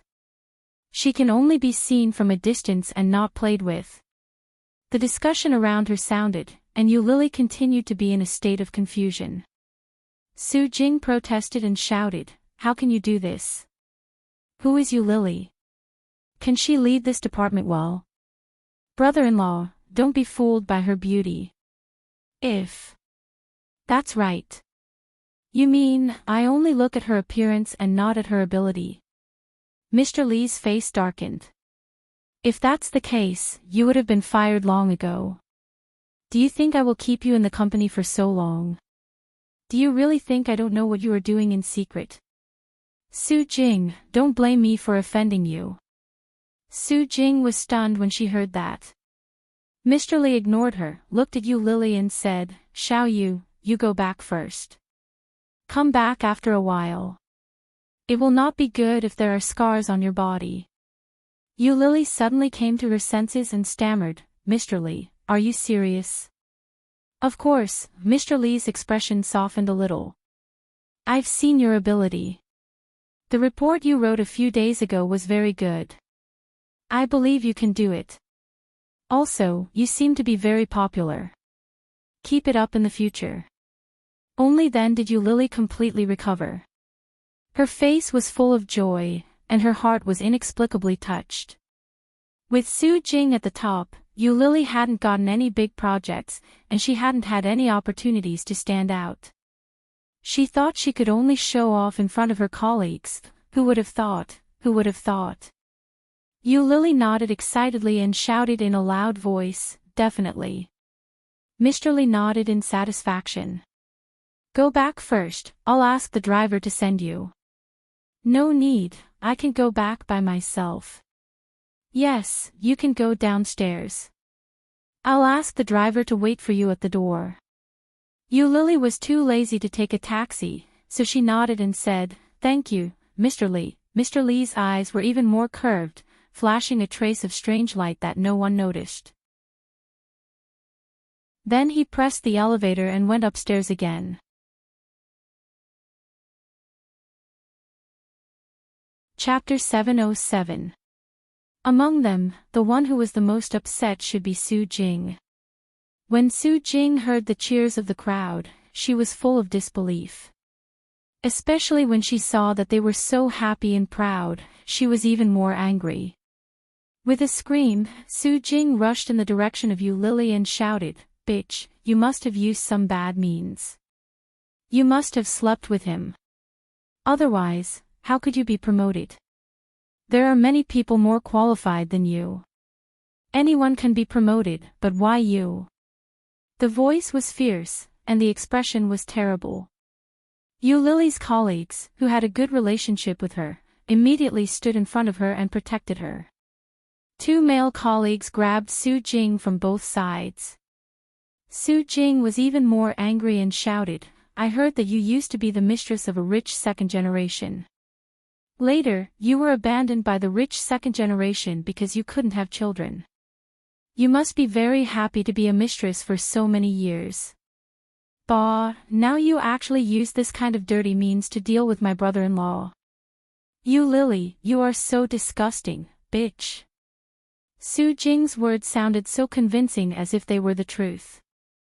When Lily heard it, her face slowly sank. How did Su Jing know this kind of thing? She obviously didn't tell anyone. However, with the previous record, the credibility of Su Jing's words had been greatly reduced. How could the colleagues around her believe Su Jing's words? Hearing Su Jing's words, someone said sarcastically, Why, a beautiful woman must be a mistress of a rich second generation. That's right. A woman like you can only raise a useless old pervert, an old gigolo. Ha ha ha. Yes, you are ugly and you blame others who are beautiful. What the hell? When Su Jing announced that she was fired, this group of people felt very proud. At this time, there was such an opportunity to hit Su Jing, how could they not seize it? It's true. Su Jing shouted angrily, Lily, this woman, how clean do you think she is? She was just a whore who would sleep with a man for money. I really don't know what you like about this kind of person, this kind of bitch. Ha! Lily chuckled and deliberately made a charming look.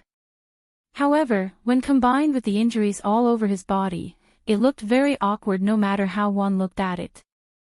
Lily winked at Su Jing and said, If you are beautiful, you can sell your body.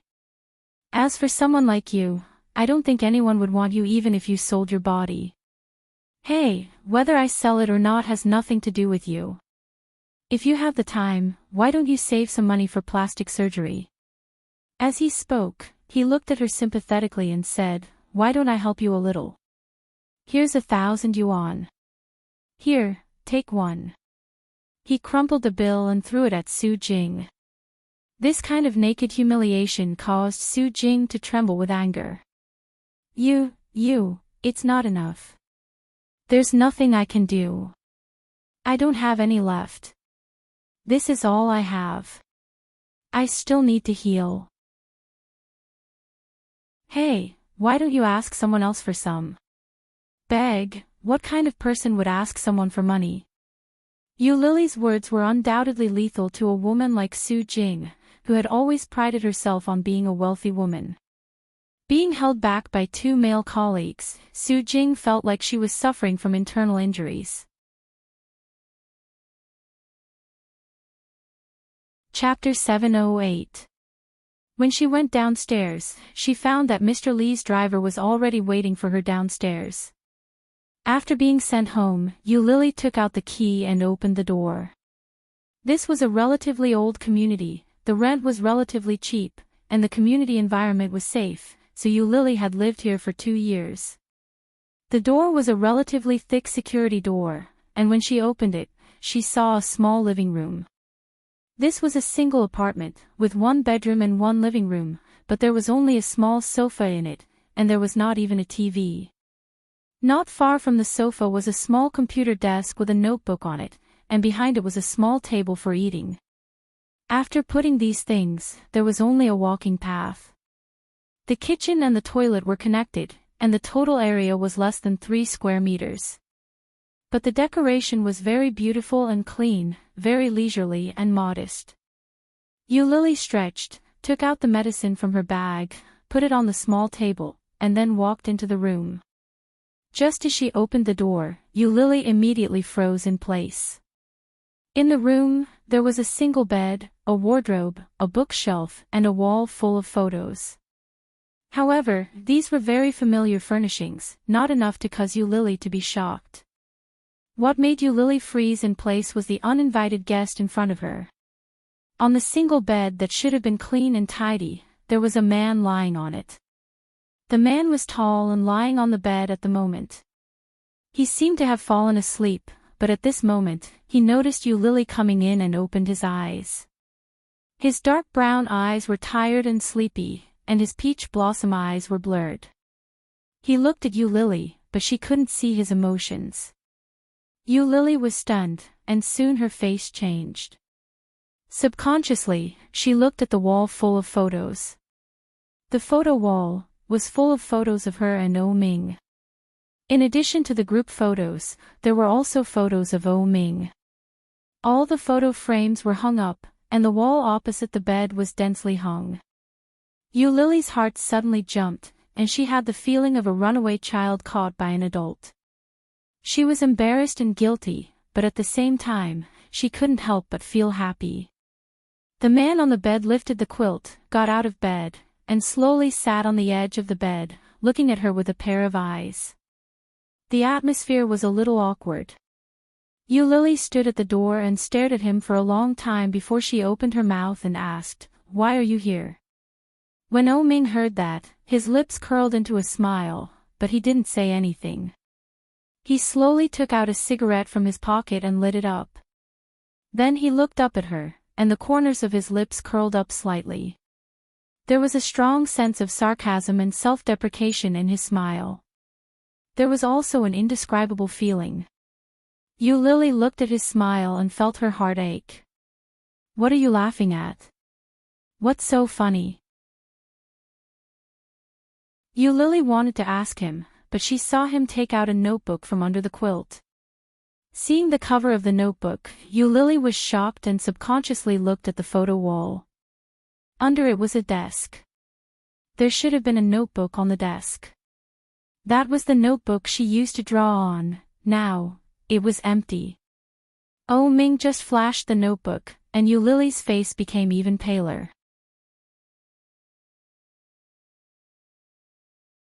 Chapter 709. The strength was so great that the photo frame on it suddenly fell down. The sound of breaking was deafening in this narrow room. Oh Ming took a long step and walked in front of Yu Lily. His lips were curved with an evil and contemptuous smile. His pair of peach blossom eyes were slightly narrowed. He looked at her face and exhaled a long puff of smoke. Then, he pushed her hard, without pity, past her, and strode away. From beginning to end, he didn't say a word.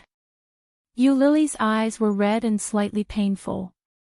This kind of pain fiercely pulled the scar on her heart that had been faintly painful for 4 years, but in the past 4 years, it had never been so painful.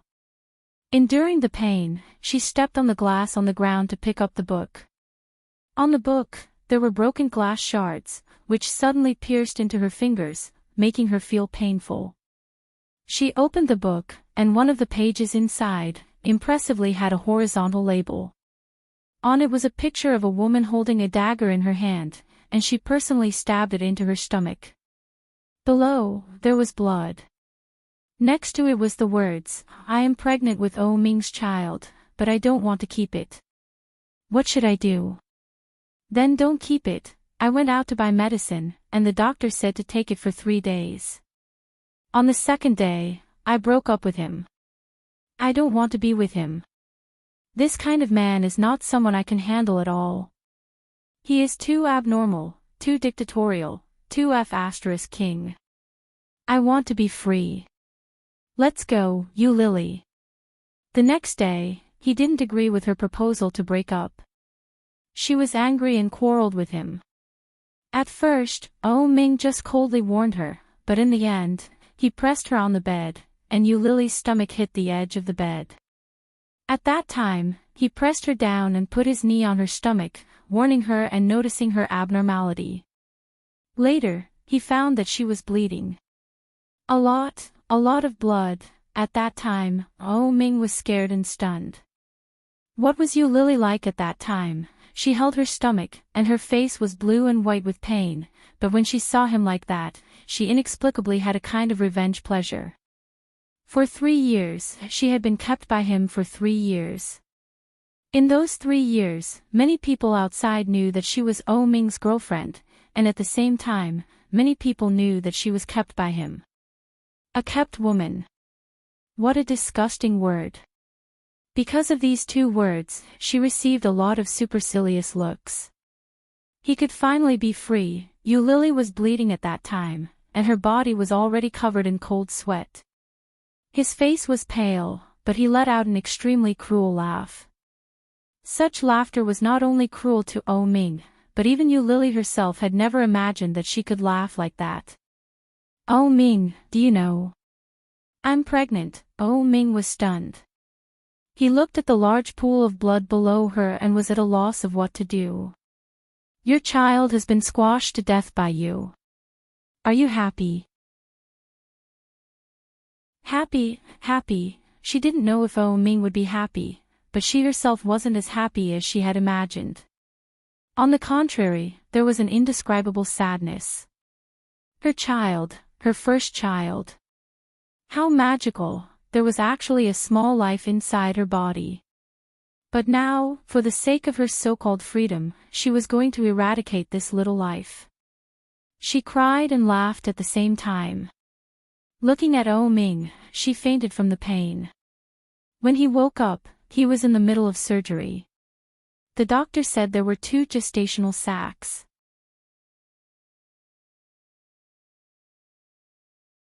Chapter 7:10. The smoke rose slowly, with a light smell of tobacco, and the whole car was a bit depressed. Oh Ming sat in the car, with an ashtray in front of him. There were already 4 or 5 cigarette butts in the ashtray. Looking at the dark sky ahead, Oh Ming's mood was indescribably empty. Just in the afternoon, when he just saw the photos on the wall, he thought, however, it was just what he thought. Shock, anger, and unspeakable sorrow. It turned out that his children were not killed by himself. However, this fact was more hurtful than Yu Lily's words in the past. How much hatred did he have to kill his first child, his own pair of twins? How much did he hate him that he didn't even want his own children? She had been with him for 3 years. 3 years, even a dog would have feelings, let alone a person.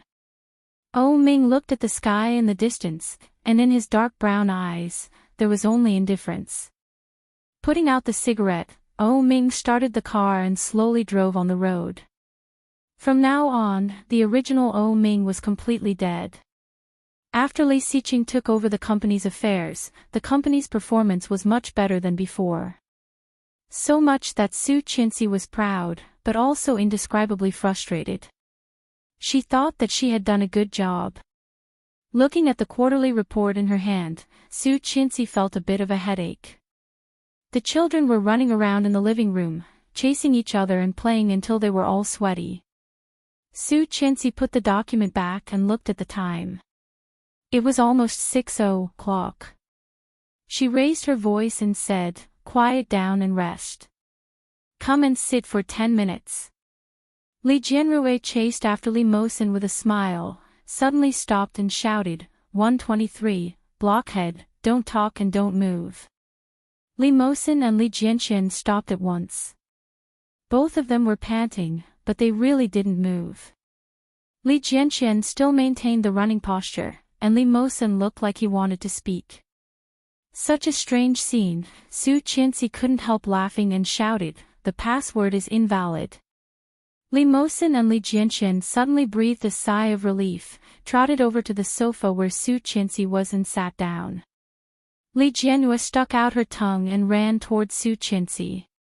She shouted, "Mom, why isn't Dad home yet?" Su Qianxi poked her nose and said, "Girls are not allowed to talk with their tongues out. Be normal." "Can a boy do it?" Li Jianxian asked. "Boys can't do it either. You have to learn from your parents and be more normal, understand?" "But, Uncle Luo Zhan is also like this when he talks to Dad." Li Mosin looked puzzled. "Why can adults do it, but not children?" Hearing that, Su Qianxi paused and quickly said, "Uncle Luo is not a boy or a girl. He is a man, so he can make such a joke. You children should not learn bad things, understand?" Oh. The children didn't really understand. Anyway, the result was that Uncle Luo was a bad example. Li Jianrui widened her big round eyes, which were dark and bright. She asked again, "Mommy, when is Daddy coming back?"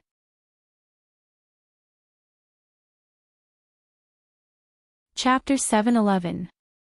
Yes. The little girl held Su Qianxi's leg and looked at her with a smile. Her big black eyes were full of sparkling light. She asked, "Dad's birthday, will there be a cake?" Su Qianxi smiled and picked her up. "I have asked your dad to bring you a cake." Su Qianxi's words made the children's eyes light up. Especially Li Jianrui, who cheered and shouted, "I want strawberry flavor." "What should I do?" "I bought chocolate flavor." A voice came from afar, and Li Xiqing walked in slowly from the outside. He was tall, and compared with more than half a month ago, he looked much better than before. When he first came back, Li Xiqing was too thin. Li Jianrui heard Li Xiqing's words, and her eyes lit up. She ran in the direction of Li Xiqing and shouted, "Dad." Her short legs were running fast, and she ran in the direction of Li Xiqing, hugging his thigh. "Dad, hug." Li Xiqing held a big cake in one hand and held the little girl in the other. "Did you listen to the teacher today?" "Yes." "Kiss Dad." Li Jianrui reached out and hugged Li Xiqing's face. Li Xiqing's lips curled into a smile. "Happy birthday, Dad." Li Jianrui put one hand on Li Xiqing's shoulder and said with a smile, but her eyes couldn't help looking down at the cake in Li Xiqing's hand. "Dad, can I see the cake?" Li Xiqing laughed and gently knocked her forehead with his and said, "Eat first, and then you can eat the cake." "Okay." Li Jianrui cheered happily. "Then let's eat quickly." Li Mosin also walked over a little weakly and said, "Uncle, happy birthday." Lu Sa just came out and said, "It's time to eat. Go and tell Grandpa and Grandma to eat." "Happy birthday." Li Jianxian shouted with a red face and went to the kitchen to wash his hands. Su Qianxi walked to Li Mosin, put her soft hand on his head, and said softly, "Don't call me uncle, call me Dad." Li Mosin heard that and was stunned. He looked up at Su Qianxi, thinking that he had heard wrong. Su Qianxi looked at him, stroked his dark brown hair, and said, "Call me Mom, don't call me Auntie." Li Mosin's fair and tender skin blushed when he heard that. Li Mosin nodded his head vigorously. With a look of surprise on his face, he shouted, "Mom! Daddy! Happy birthday to Dad!" She had him look in Li Xiqing's direction. Li Mosin turned to look at Li Xiqing excitedly and shouted in a loud voice, "Dad, happy birthday!" Li Xiqing's eyes softened as he handed the cake to Su Qianxi. He bent down and picked up his son. "Thank you, son. This is the best birthday present I've ever received." Son. Li Mosin felt like he was dreaming. He reached out and hugged Li Xiqing, laughing happily.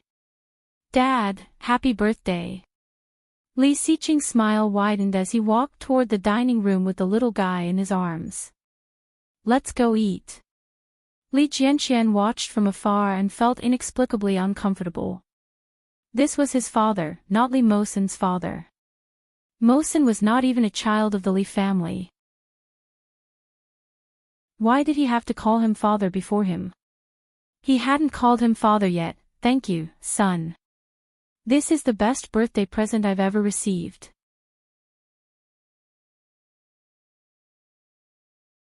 Chapter 7:12. After dinner, the family gathered together. Su Qianxi led the children to sing the birthday song to Li Xiqing, and the smile on Li Xiqing's face became bigger and bigger. Just before the birthday song was finished, she heard the doorbell ring. Su Qianxi went to the door, opened the door, and saw Ming, who looked a little travel-worn. With surprise in her eyes, Su Qianxi invited him in and shouted, "Honey, Ming is here." Ming. Li Xiqing was also a little surprised. Just after the children's birthday song, Ming appeared in Li Xiqing's vision at the same time.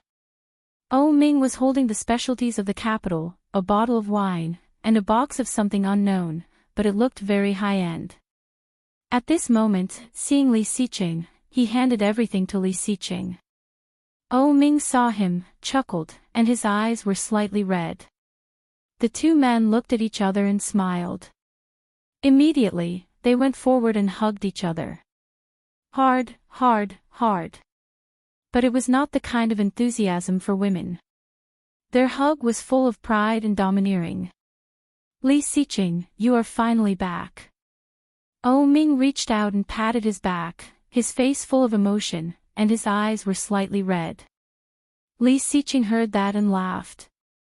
He directly punched Ming's lower abdomen and said with a little anger, "You really have the nerve to say that. I have been waiting for you for half a month, and you lie to me every day." Ming laughed at the same time, pushed him away, and gently punched him on the shoulder.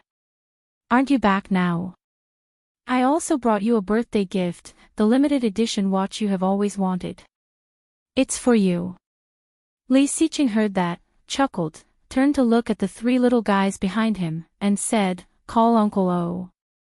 "Hello, Uncle O."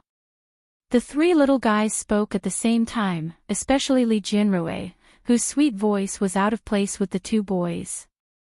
At this moment, she did not look up, looked at the cake in front of her, pouted, and shouted, "Dad, come and blow out the candles. You see, the candles are almost falling into the cake, and we can't eat it later."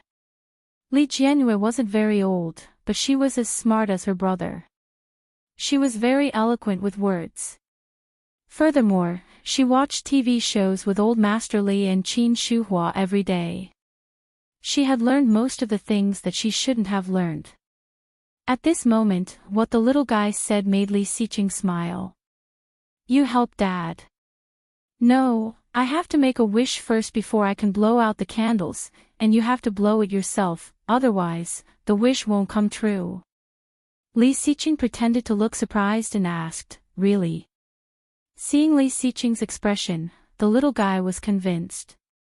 He nodded with a serious face and said, "Of course it's true.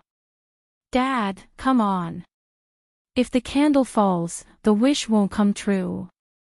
You obviously want to eat cake." Li Jianxian unceremoniously undermined him with a look of disdain. Li Jianrui blushed and puffed up her cheeks. She said, "I didn't." Brother Mosin, am I that kind of person? Li Mosin shook his head. No. Humph. The audience's eyes are sharp. Li Jianyue made a face at Li Jianqian, then turned her head and continued to urge, hurry up, Dad. The little girl, who was less than 4 years old, called her father with a sweet voice. Oh Ming was full of envy when he heard it. Looking at Li Xiqing, he couldn't help but feel sad like a tide.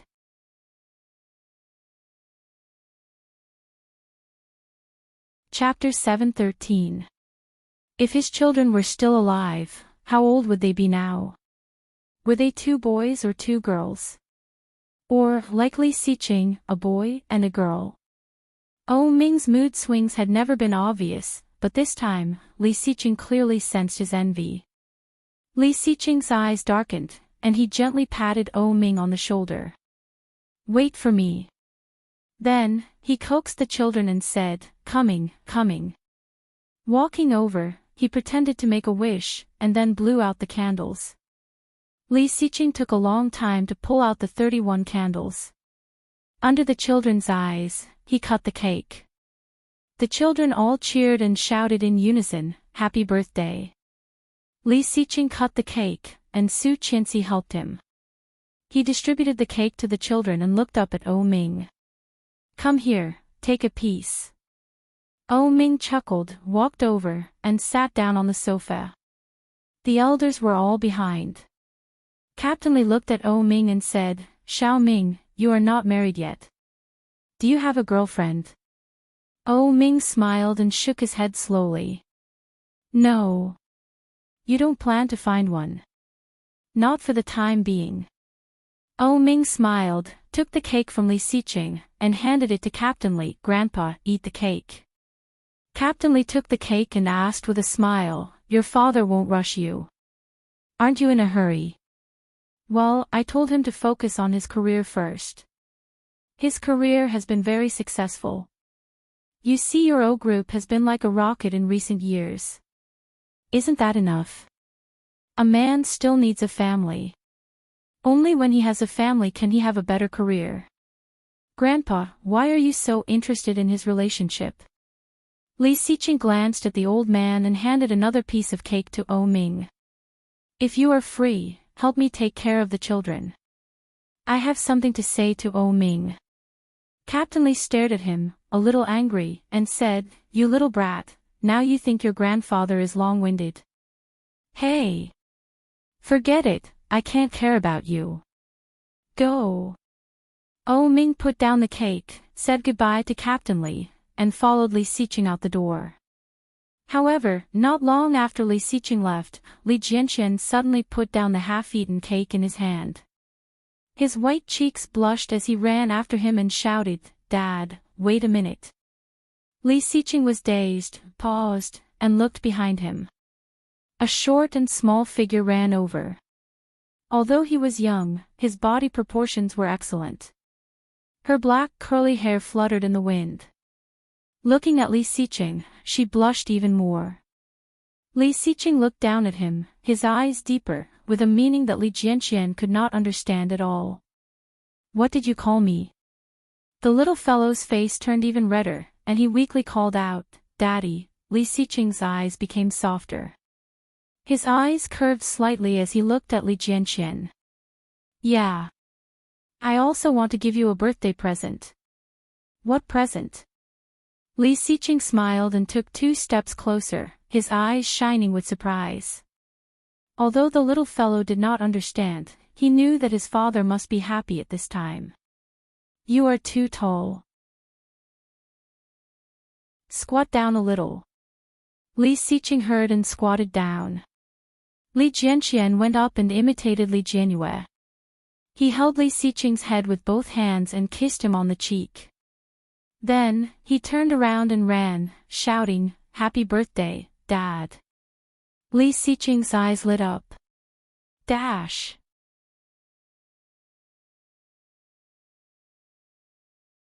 Chapter 7:14. The little guy ran inside, and when he walked to the sofa, his little body stumbled. Li Xiqing was shocked and couldn't help but remind him, be careful. The little guy turned his back to Li Xiqing, blushed, lowered his head, and trotted in. Oh Ming also laughed and teased, it's exactly the same as when you were a child. Is this the first time he called you dad? Yes. Li Xiqing's lips curled, and his cold eyes became softer. The first time, it feels good. This little guy's personality is really cute. Could it be that he didn't call him on purpose so that he could give him a surprise on his birthday? Li Xiqing's dark eyes became softer. Turning his head, he found that Oh Ming's eyes were even more envious. There was a smile on his lips, but there was indescribable loneliness in his eyes. Perhaps others could not see Oh Ming's emotions, but Li Xiqing admitted that he had known him for more than 20 years and had long known him like the back of his hand. With such emotions, Li Xiqing couldn't help but frown, stepped forward, and said, let's go. The small lake not far from the door of the old house had been there for many years. When they were young, Oh Ming and Li Xiqing liked to sit on the grass by the side and chat. During the day, they sat fishing and basked in the sun. At night, they lay on their backs and looked at the sky full of stars. This kind of life lasted until they graduated from college. After graduation, Oh Ming went to Europe to study, and Li Xiqing started his own company. The days they spent together here became less and less. Once again lying in this place, the two of them felt infinite emotions in their hearts. Li Xiqing. Yes. Li Xiqing put his hands on his head, looked at the sky and responded. Today's Kingstown was already a first-tier city. The sky full of stars in the past no longer existed. The dark night sky now only had a little light hanging, looking bleak and lonely. For a long time, the two of them did not speak again. There was the sound of insects around, and the breeze was cool and comfortable. Li Xiqing looked at the night sky and slowly said, this time in the capital, who did you meet? Oh Ming was dazed and turned to look at Li Xiqing. After a long while, he chuckled. Are you a roundworm? Li Xiqing curled his lips and asked, you Lily. Oh Ming's eyes darkened at the mention of the name. He turned to look at the sky again. In the darkness, there seemed to be a smiling face, with a coquettish smile, looking at him provocatively. It's her. She must be having a hard time. Oh Ming laughed. How did you know? She can't live well without you. TSK, she's even more ruthless than me. At least I didn't want her to live a bad life. Oh Ming shook his head and removed his hand from under his head. His voice was distant and lonely. Do you still remember the reason why we last met? The woman had a miscarriage. Yes, for the past 4 years, I've always thought that it was my fault, that I crushed my own child to death. Oh Ming's voice was a little choked.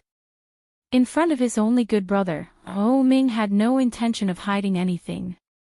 He turned his head and said, but, in fact, she took the medicine. She planned to have an abortion. It's twins. 2 children. Li Xiqing felt a sudden knock on his heart.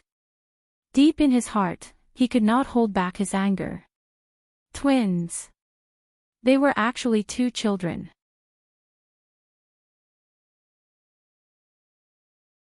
Chapter 7:15. 2 children. How much luck did one have to be in order for such luck to descend upon them? However, Yu Lily had killed such luck with her own hands. How cruel. She hates me. She blames me for not giving her freedom. If I had not been so domineering to her, would things have been different? Oh Ming's voice did not sound very emotional. A pair of dark brown pupils, looking at the sky in the distance, with endless loneliness and frustration. Li Xiqing, I really envy you. Although he had been away from home for 4 years, everything was developing in a good direction. He had twins who loved him, a wife who loved him, parents who loved him, and a loving grandfather who loved him. How lucky, Ming curled his lips and looked at the sky in the distance. In front of him, there seemed to be a sarcastic smile. No, that woman is an ungrateful wolf. The better you are to her, the more she wants to run away, Li Xiqing said lightly. She is not worthy of your attention. You are not young anymore.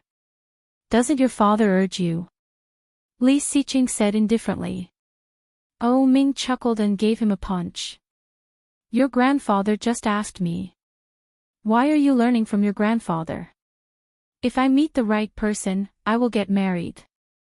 Maybe I can fall in love with her. Like you. Li Xiqing smiled and did not answer. How could it be the same?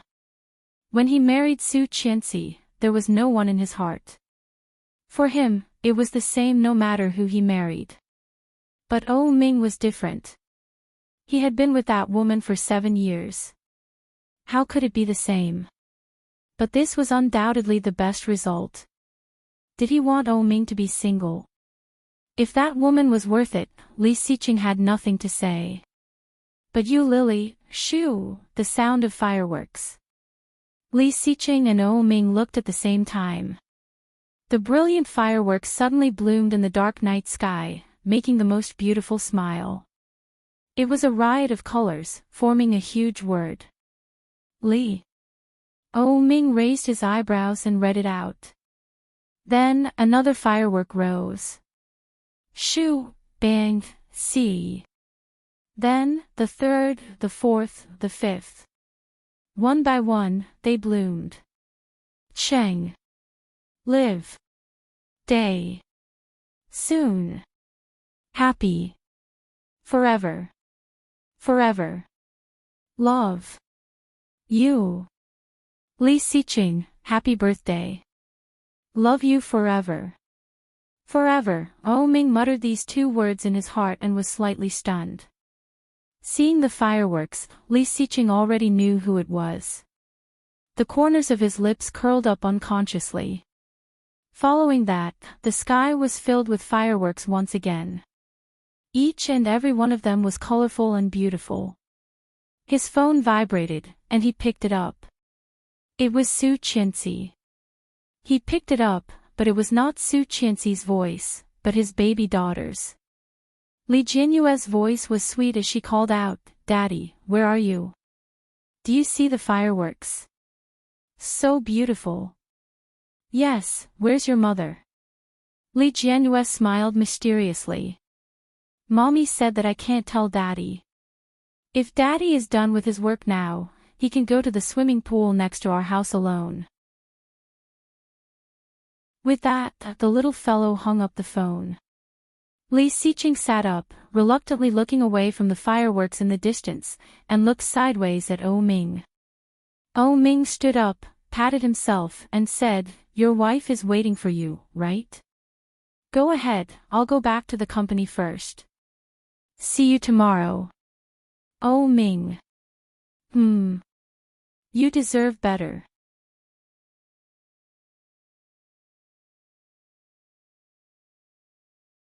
Chapter 7:16.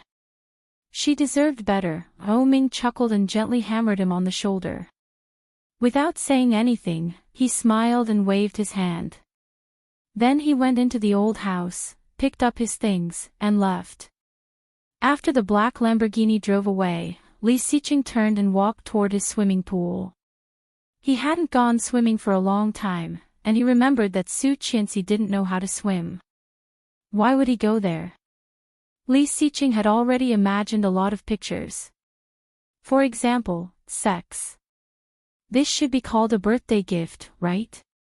Curling his lips, Li Xiqing walked faster and faster. However, when he walked to the edge of the swimming pool, it was dark. It seemed that there was nothing. Standing there for a moment, Li Xiqing did not intend to move, but the smile on his lips was getting deeper and deeper. Suddenly, the lights in the surroundings lit up. Li Xiqing was dazzled by the sudden light, and his eyes curved. It was expected, but the effect of the surprise did not decrease. The bright yellow light shone under the swimming pool, turning the whole pool golden. There was a beautiful golden LED light shining at the bottom. Li Xiqing looked down and clearly saw his name. Li Xiqing, I love you. Right in the middle of the swimming pool, there was a bubble. Just above the bubble, there was a box. It was a big red square box, with ribbons on it, looking mysterious and beautiful. There was a long thin line tied to the ribbon.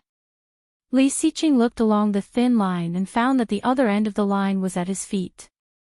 Picking up the long line, Li Xiqing slowly pulled it, and the bubble was guided to this side by him.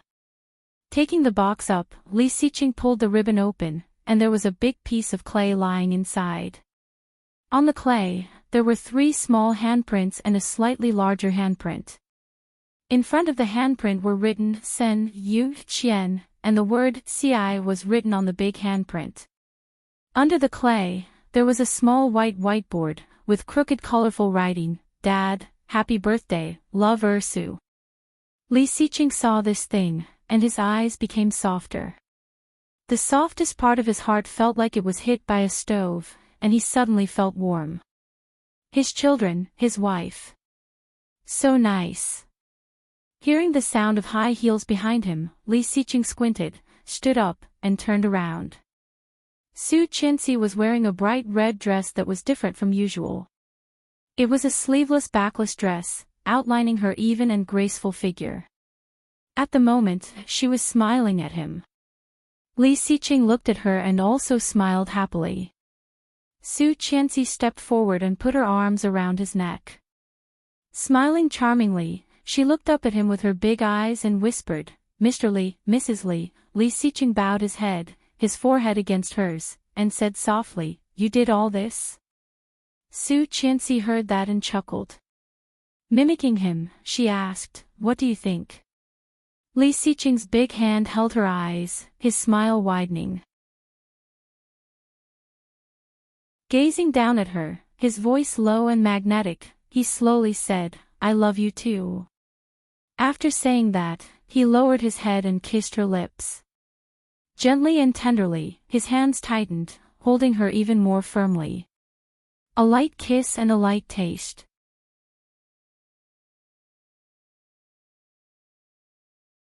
Chapter 7:17.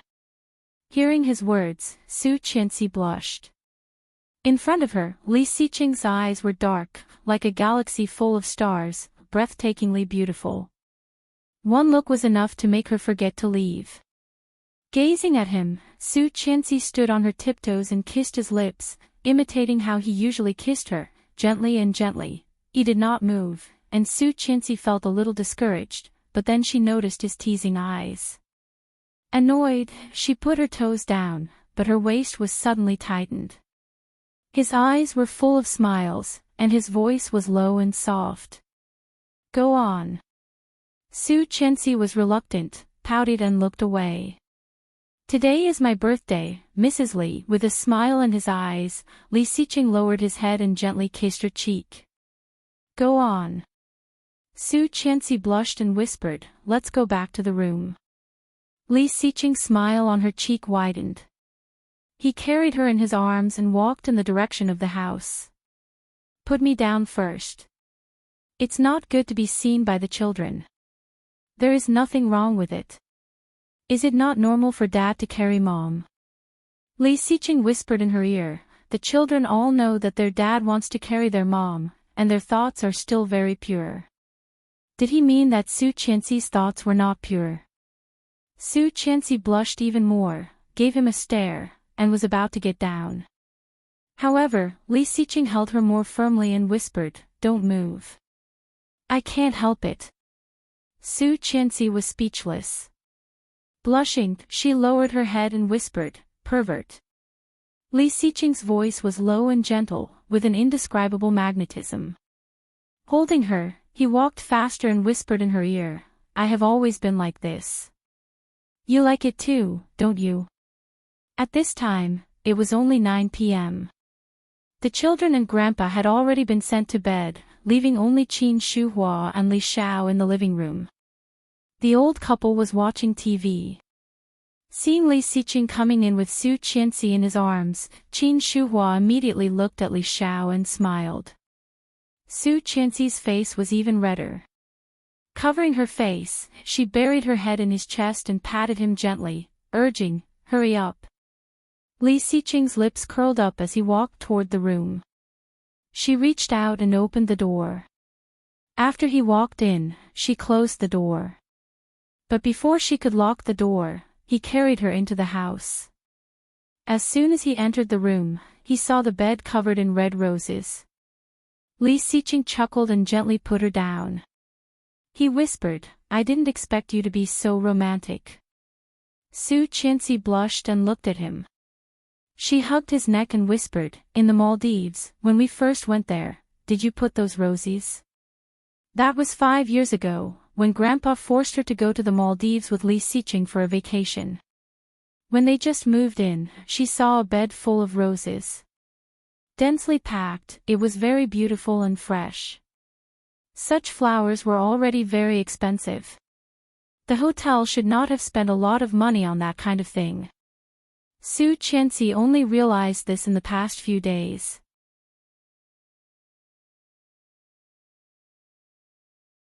Chapter 7:18. The fiery big palm moved gently from her waist to her back, gently stroking her smooth and delicate back. It was as soft as a peeled egg, smooth and delicate. Li Xiqing couldn't help but touch it a few more times, feeling even more unable to control himself. After a long time, Li Xiqing let go of her, breathing a little fast, and said, "It's me." At that time, Qing Yu was reading a comic in the company during her break, and the hero was quarreling with the heroine. After the heroine got off work, she returned home and found the bed full of beautiful rose petals, which was very surprising. The hero came out from under the bed and lifted the quilt. The rose petals were scattered all over the sky, which was very beautiful. Li Xiqing had already prepared for her. At that time, seeing her stunned expression, he was also in a good mood. Hearing Li Xiqing's affirmative answer, Su Qianxi's eyes were even more gentle, and she looked up to kiss him. The smile on Li Xiqing's lips widened, and he pushed her to the center of the bed. Dense kisses accompanied by the color of lipstick moved to Su Qianxi's chin, neck, collarbone. Su Qianxi hugged him tighter, and her body couldn't help trembling under the movement of his big hands. No matter how many times she had been with him, her body was always as sensitive as when she first met him.